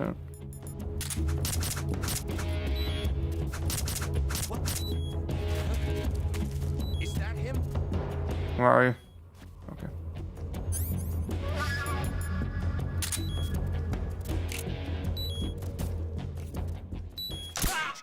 HQ. He has to go all the way around. This is HQ. Patrol here. Huh? We've lost sight of the intruder, going into high alert. Acknowledged. The enemy is still nearby. Pursue and engage him. Who's that? Oh, you piece of shit. Oh. What? Okay, I need to play smarter. I want to take out the chopper, and I want to take out the food storage. That's kind of my goal here. Is killing guards to instant... Yeah, I knocked a guy into the electric fence. It was so funny.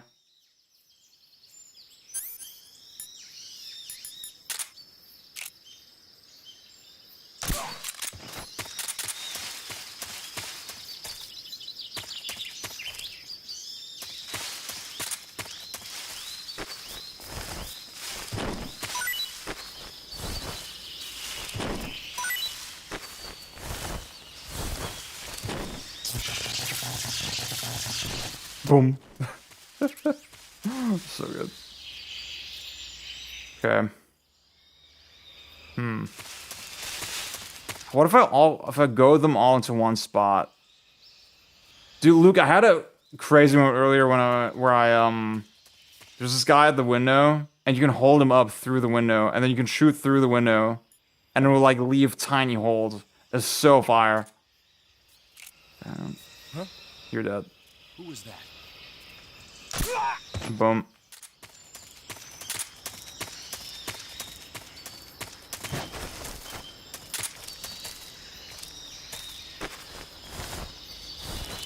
Guards that are starving after food source is destroyed get knocked out instantly from the dive. Oh shit.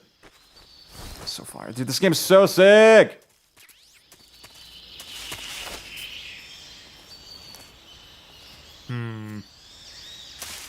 Let's see. He's not at the window anymore.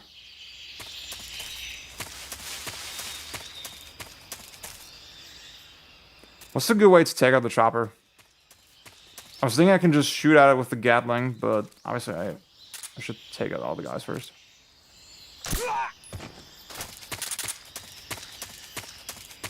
Prison escape route. Dude, this game's so sick. This game's so cool. Oh my god. So when you say prison escape after or before the Sara, I'm like, oh, I'm instantly transported to that moment. That's so fire. Okay.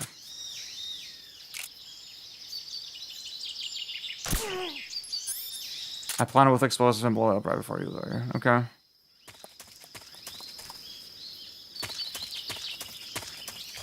But how many do I need? I have a couple claymores.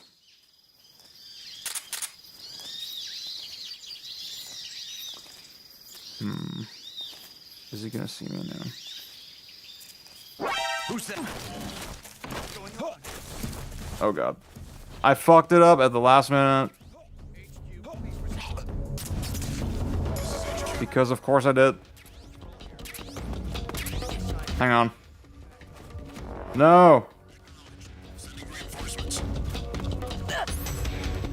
Oh! There it is! There it is! What is this?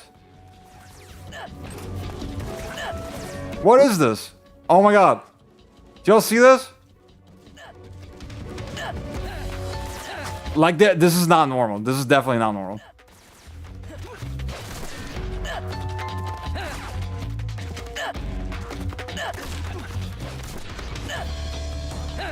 I know, it's like a guy is like invisibly bumping into me. Yeah.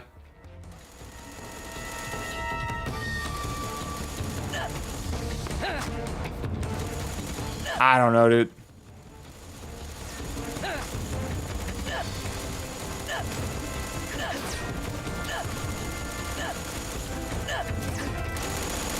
What?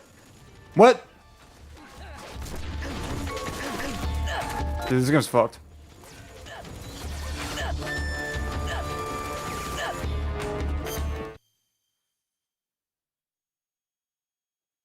Well, it's no longer at my feet. This shit happens every time I get detected. So, I don't know, dude. It makes me low-key not want to continue the run. Because it's just too annoying. Oh my god. Oh my god!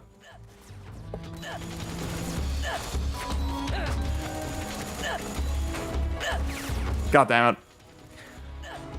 I mean, guys, we've been streaming for a while. Honestly, maybe I'll try this challenge again on PS2. Maybe that's it. Snake?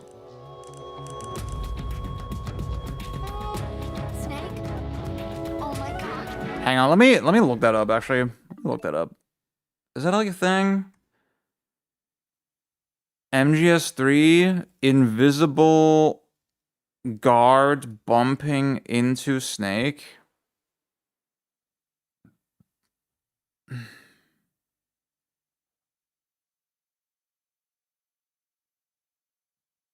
Glitch.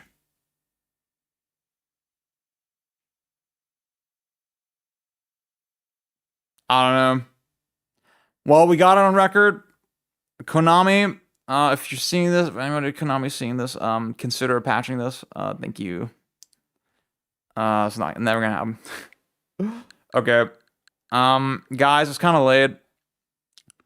I kind of want to play some DMC3. Let's close it with a little bit of DMC3 and then we're good. I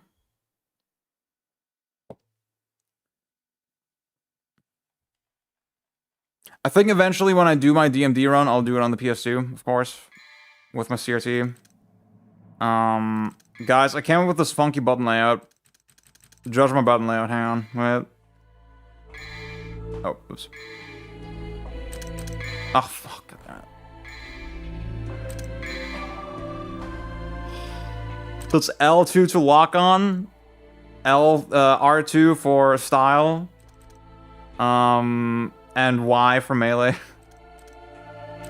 Cause I'm thinking like spiral cancel, for example, like this is probably a little more intuitive. And just jump canceling Swordmaster, you know, that sort of shit. Let's see. I did grind out all the styles on the save file, and I did recently finish hard mode. Wait, let's do very hard. Yeah, I just have nowhere else to put it. Yeah, it makes the most sense. Wait, oh yeah. I'm a stupid shut. Okay.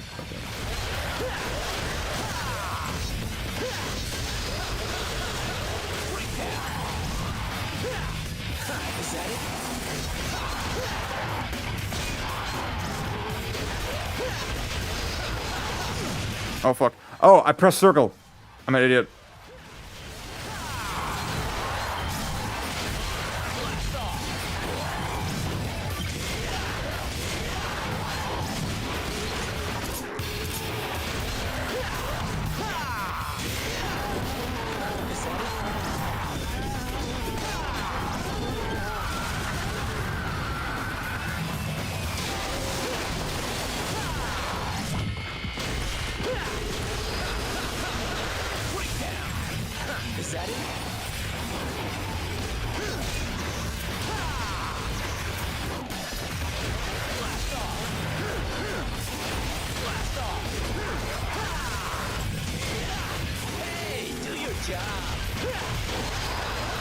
Oh fuck. This game had peak taunts, dude. This game had the best fucking taunts.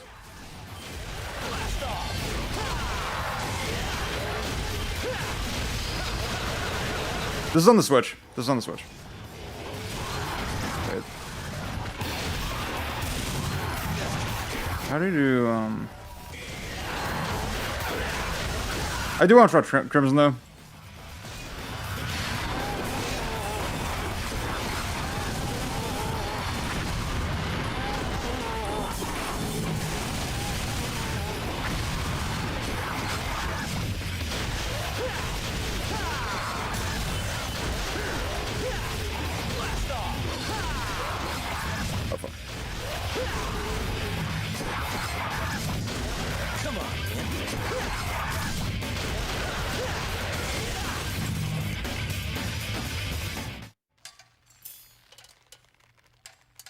Nevin the weapon or Nevin the boss?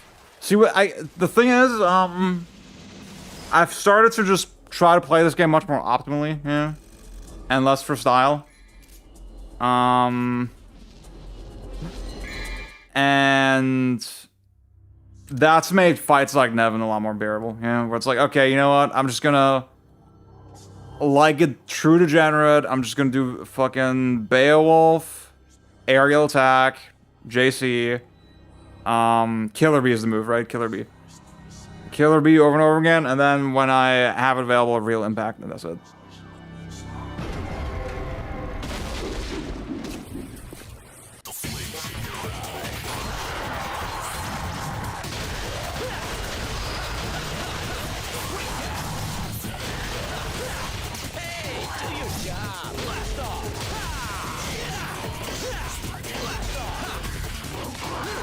Oh fuck. I'm definitely not used to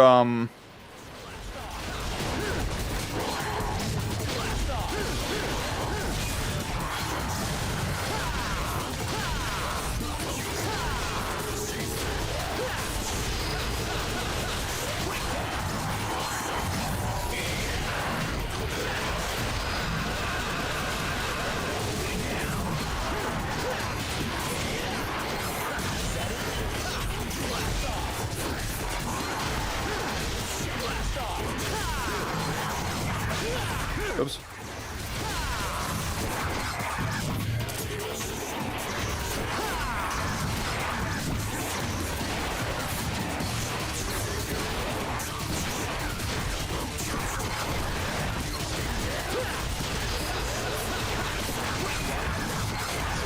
Oh, you piece of shit.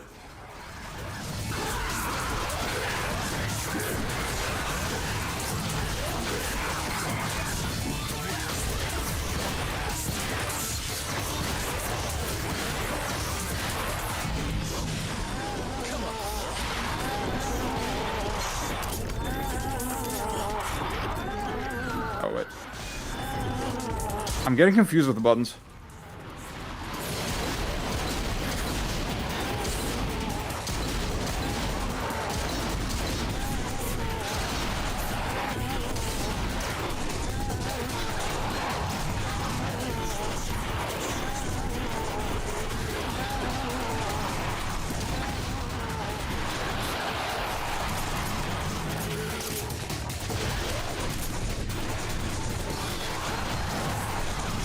Oh god, you piece of shit.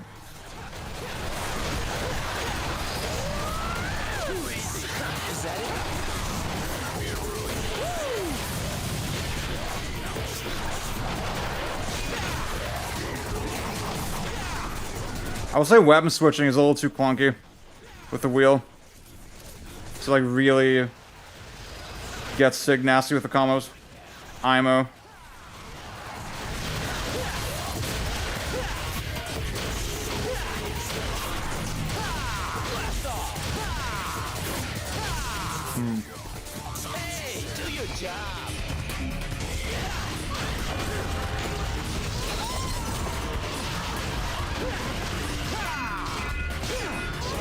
Oh, fuck you, asshole.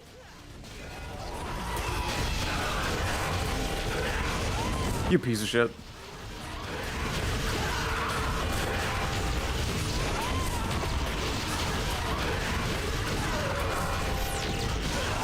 I should roll jump cat. Oh my god. There you go.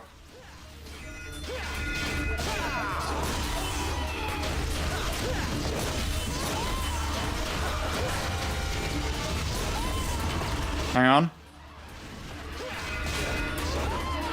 Fuck. Hang on.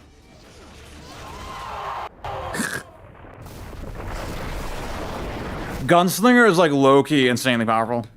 Is what I learned recently. There's some tech with it. Oh, dude, I love the crazy combos, yeah.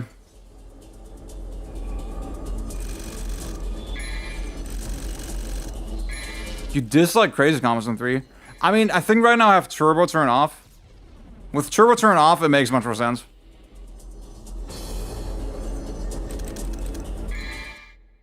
I could not do it with turbo on.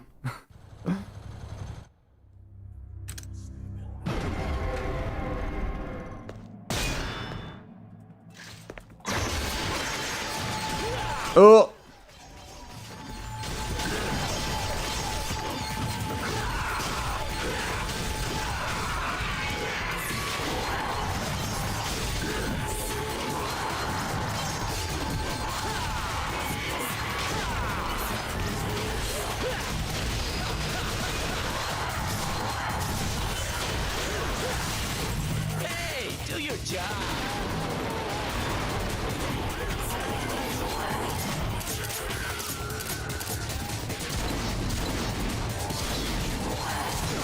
Fuck.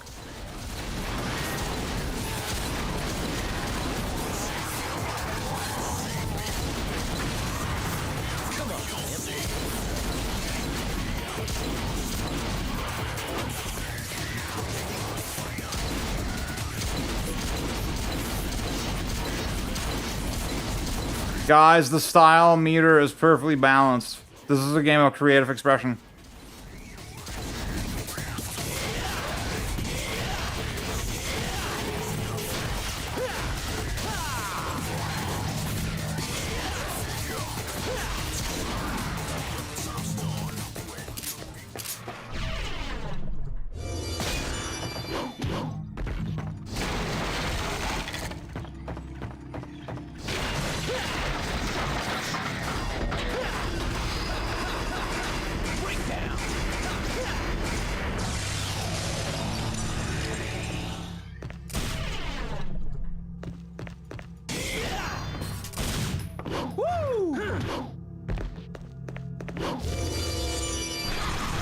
Oh, you piece of shit. Oh, God.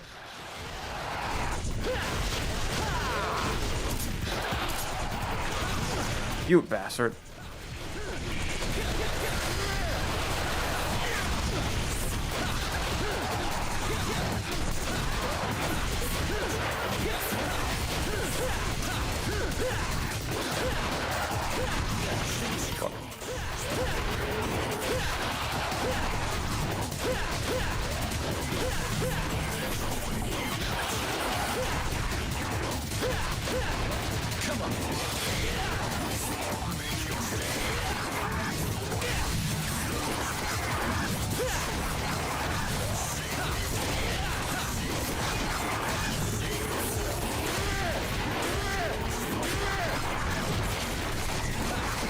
Oops.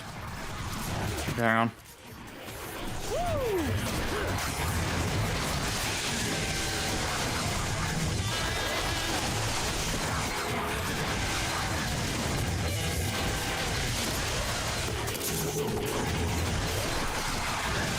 You piece of shit.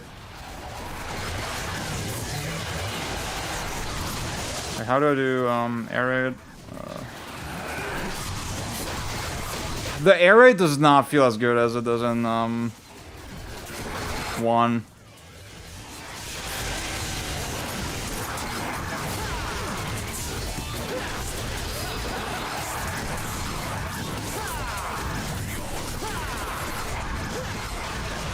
Oh my god.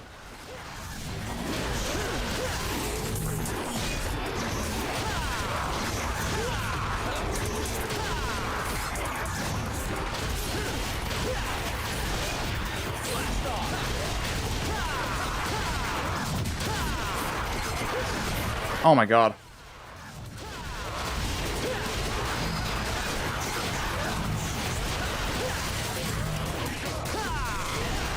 Come on. Is that it? Blast off. Blast off. Blast off.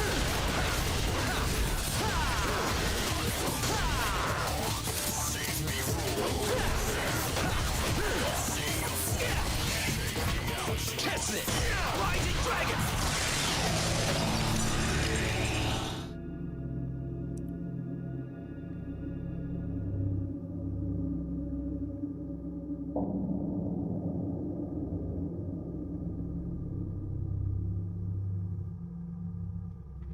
Yeah, DMC1 Vortex is so fluid. Like, just, it's like this continuous motion after you activate the DT is so sick. I really miss that type of move. Like, the Itsuno games don't really have anything like that.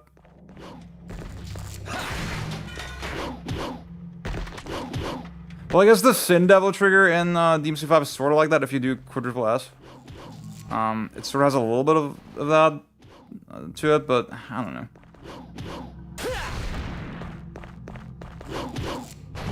Yeah, that's why I've come to just play at normal speed. Honestly, the normal speed feels fine for this game. Okay, I hate this boss. I get very impatient. Hang on. Let's see. Wait.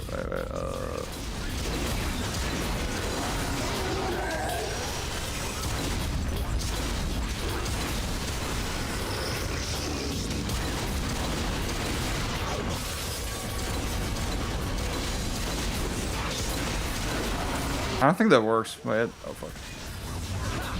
Shotgun was good? Okay.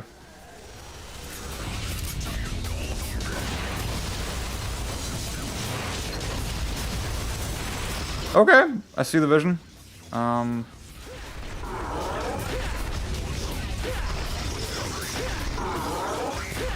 Ooh.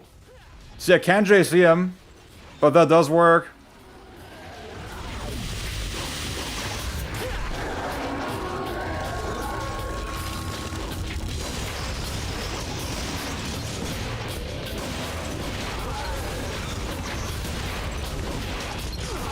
Oops.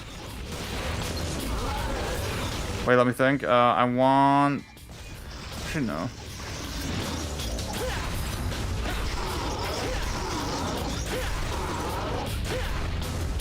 This is the most bitch-made way to fight this guy. Wait. Fuck. Am I hitting him?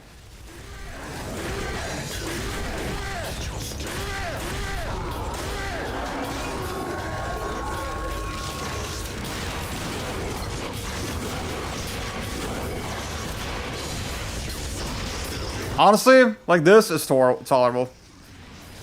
This strat, very tolerable.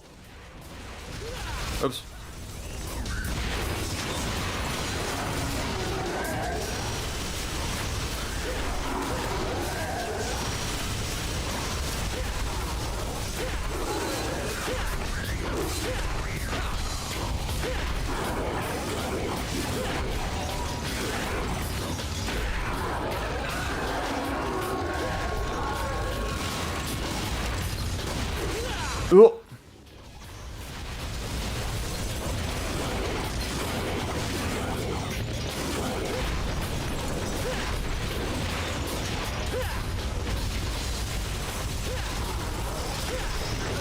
No! Oh god.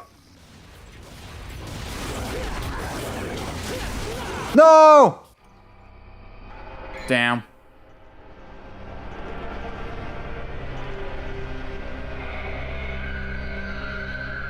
Oh, I could stun him with the legs. That's like a call, actually.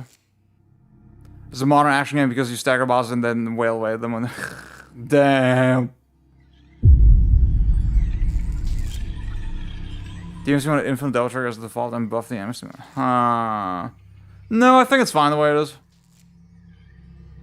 To be honest, Dylan, what you just, the shotgun thing, that just made it grow on me a little bit. I feel like I used to know that.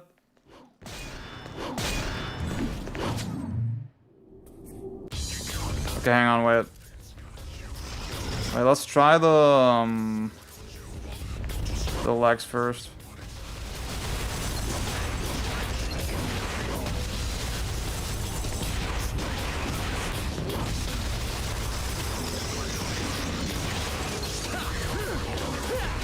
Fuck.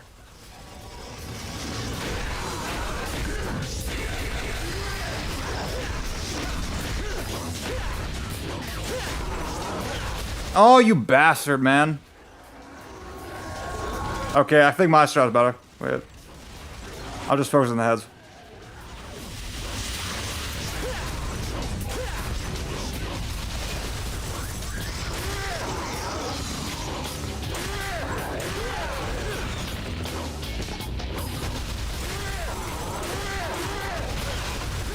I think I want to stay on Trickster. Like, look how much damage that does, dude. Oh, fuck.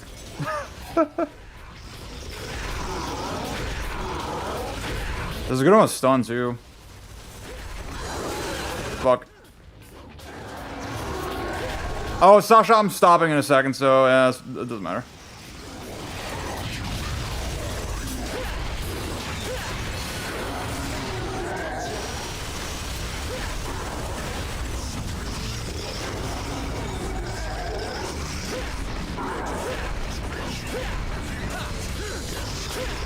The Killer Bee just works. Killer Bee just works, dude.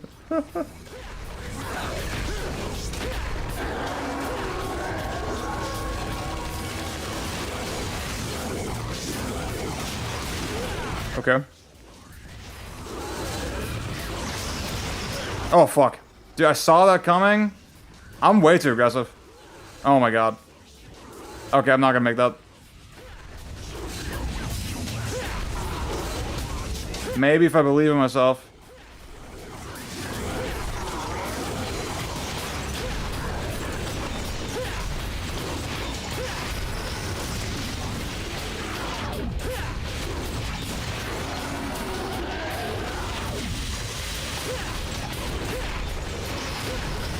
Okay.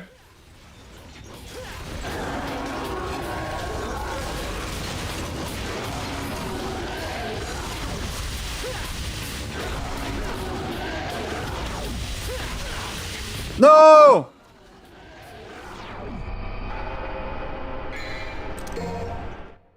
Okay.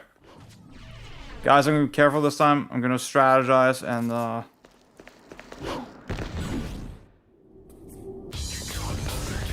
you know, watch my positioning, pre-plan.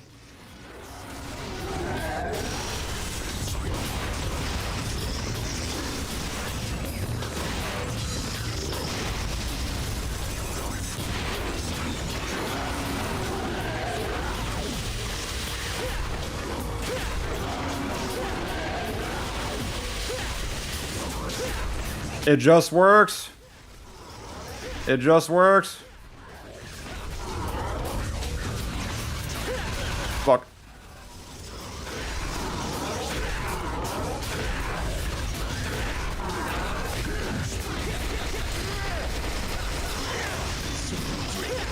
Okay, the leg stun. Maybe I should stun the legs with Killer Bee. Oh my, oh, that's so much easier. Oh my, I'm such an idiot.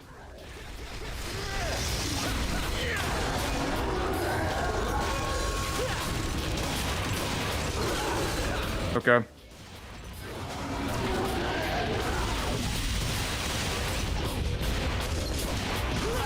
Fuck.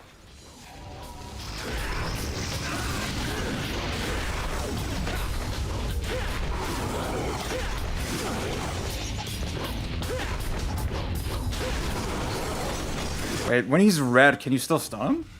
Maybe not. Maybe that's how that works?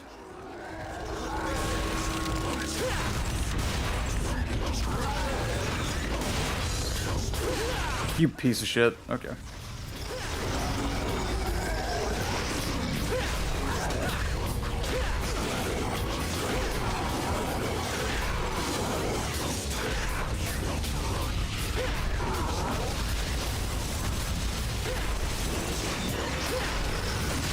Oh, you piece of shit.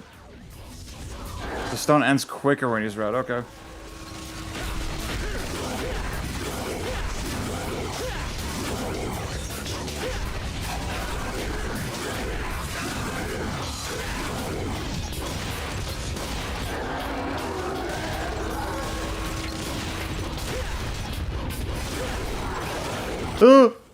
Wait.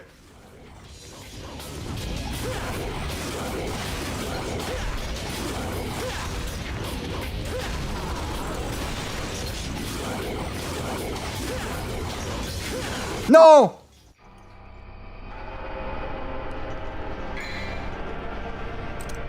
Dude, I'm so bad at this game. Okay, hang on. I'll log in.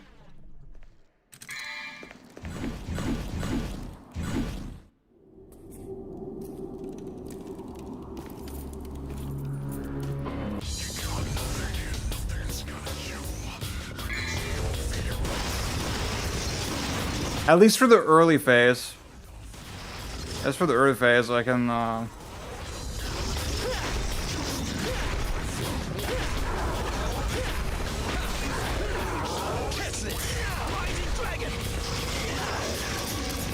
forgot my double trigger button. Wait, oh god. Oh, okay.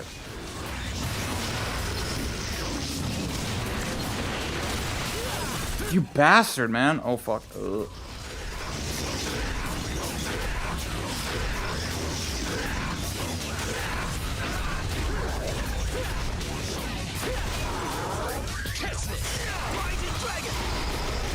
Oh, hell yeah, dude. Did you see that?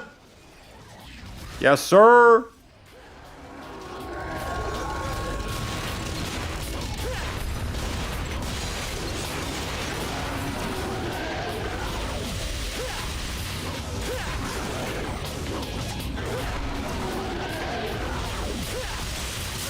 Oh, you bastard.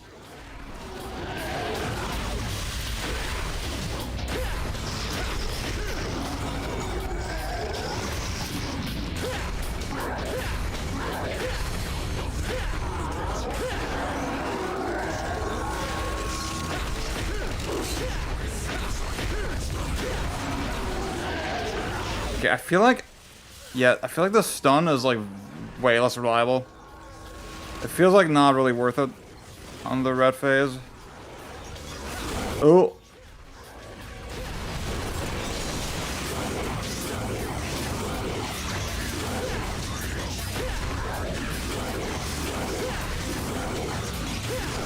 Oh.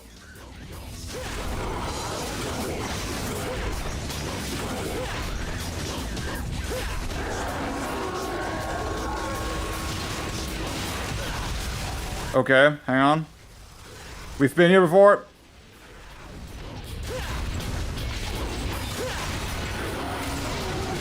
No, you bastard.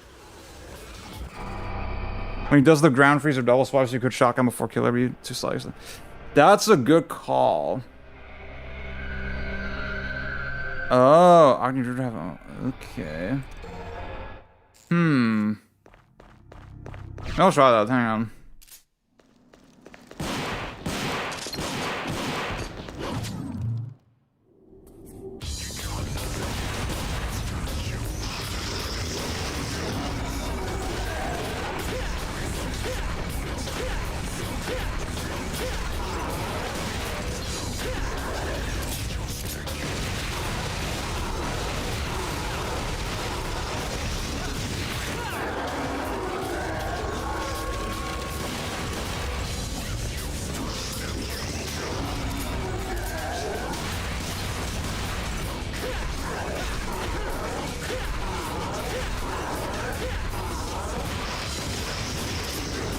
Okay, wait.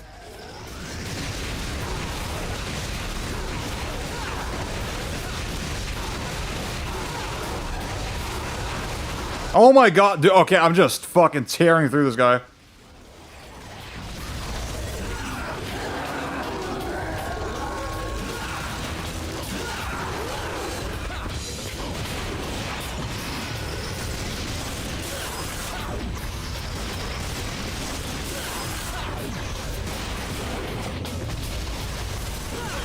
Oh my god. Okay. I squandered my lead.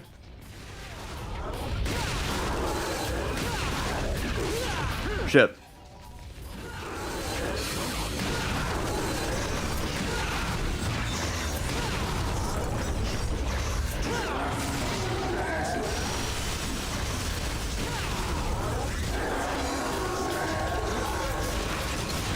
Okay, I could've just jumped.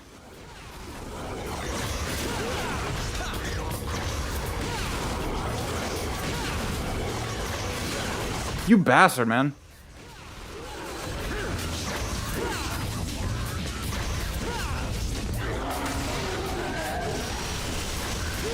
Oh no, I didn't see. Oh god. I didn't think that would last so long.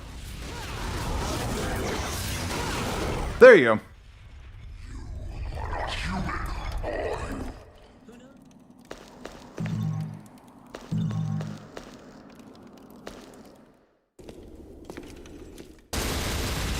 I don't know. The thing is, I'm very conflicted about that, with the whole elemental system, because,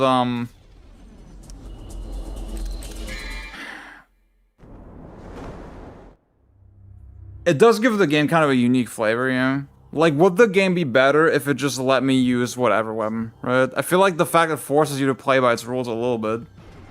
It's kind of interesting, yeah? I don't think there was any way to play the DMC collection without some additional input lag. Even PC has bad built-in VSync without freezing possibility. What's up, Sultan? Yeah, I think from, honestly, right now on Switch here, it doesn't feel too bad. Okay, I don't want to do this whole level, so, I'm just gonna save the game. Yeah. Okay, y'all. Okay, I think I should really call it here. Yes, sir. Switch to Pro Controller with the back buttons as well. Thank y'all so much for joining me today on the stream. Let me turn on some music. Time for Zenith Punishment next week? Sure. I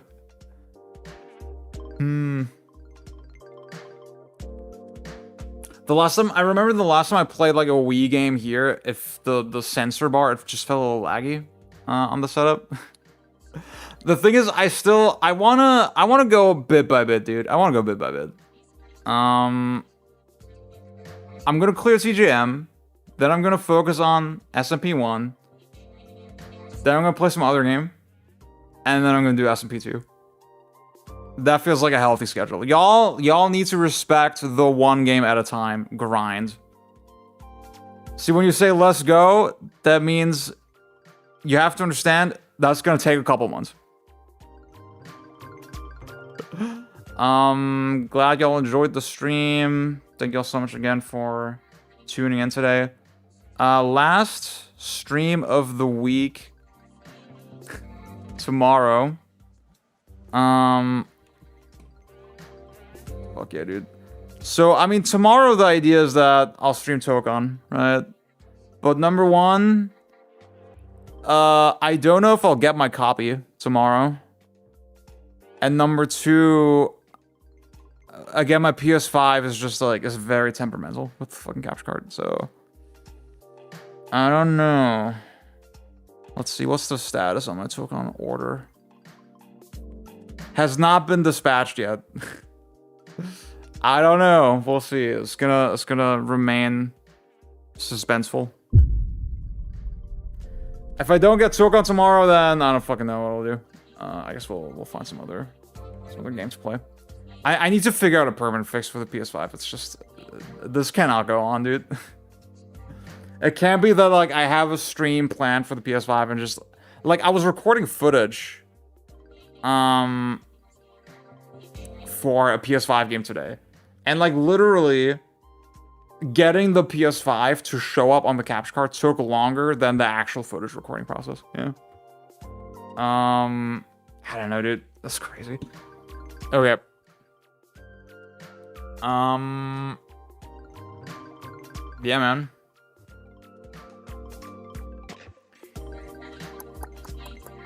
I want to say I'm gonna keep multi-streaming. I do need to encourage more people to be on Twitch rather than YouTube. It's just more beneficial for me. So I don't know. Maybe I'll ask for hey, can you just have both streams open? Thank you. Dude, I'm so desperate. I'm such a fucking cloud demon. Oh my god. I'm literally unemployed. What am I supposed to do? This is my one way out. Okay. I'm such a yapper. Okay, I just need to call it. Guys, thank you again so much. Yeah, Sasha is the same exact thing for me. It's the same thing for me. I mean, again, I live in Cologne. You know, it's a big city. It's not uncommon that I get like same day delivery, so that's what I'm expecting. But we'll see. I'm expecting I'll wake up in the morning and it says, you know, delivering now. You know, I was gonna say that. Okay, I'm gonna head out. Bye bye. See y'all tomorrow. Bye bye.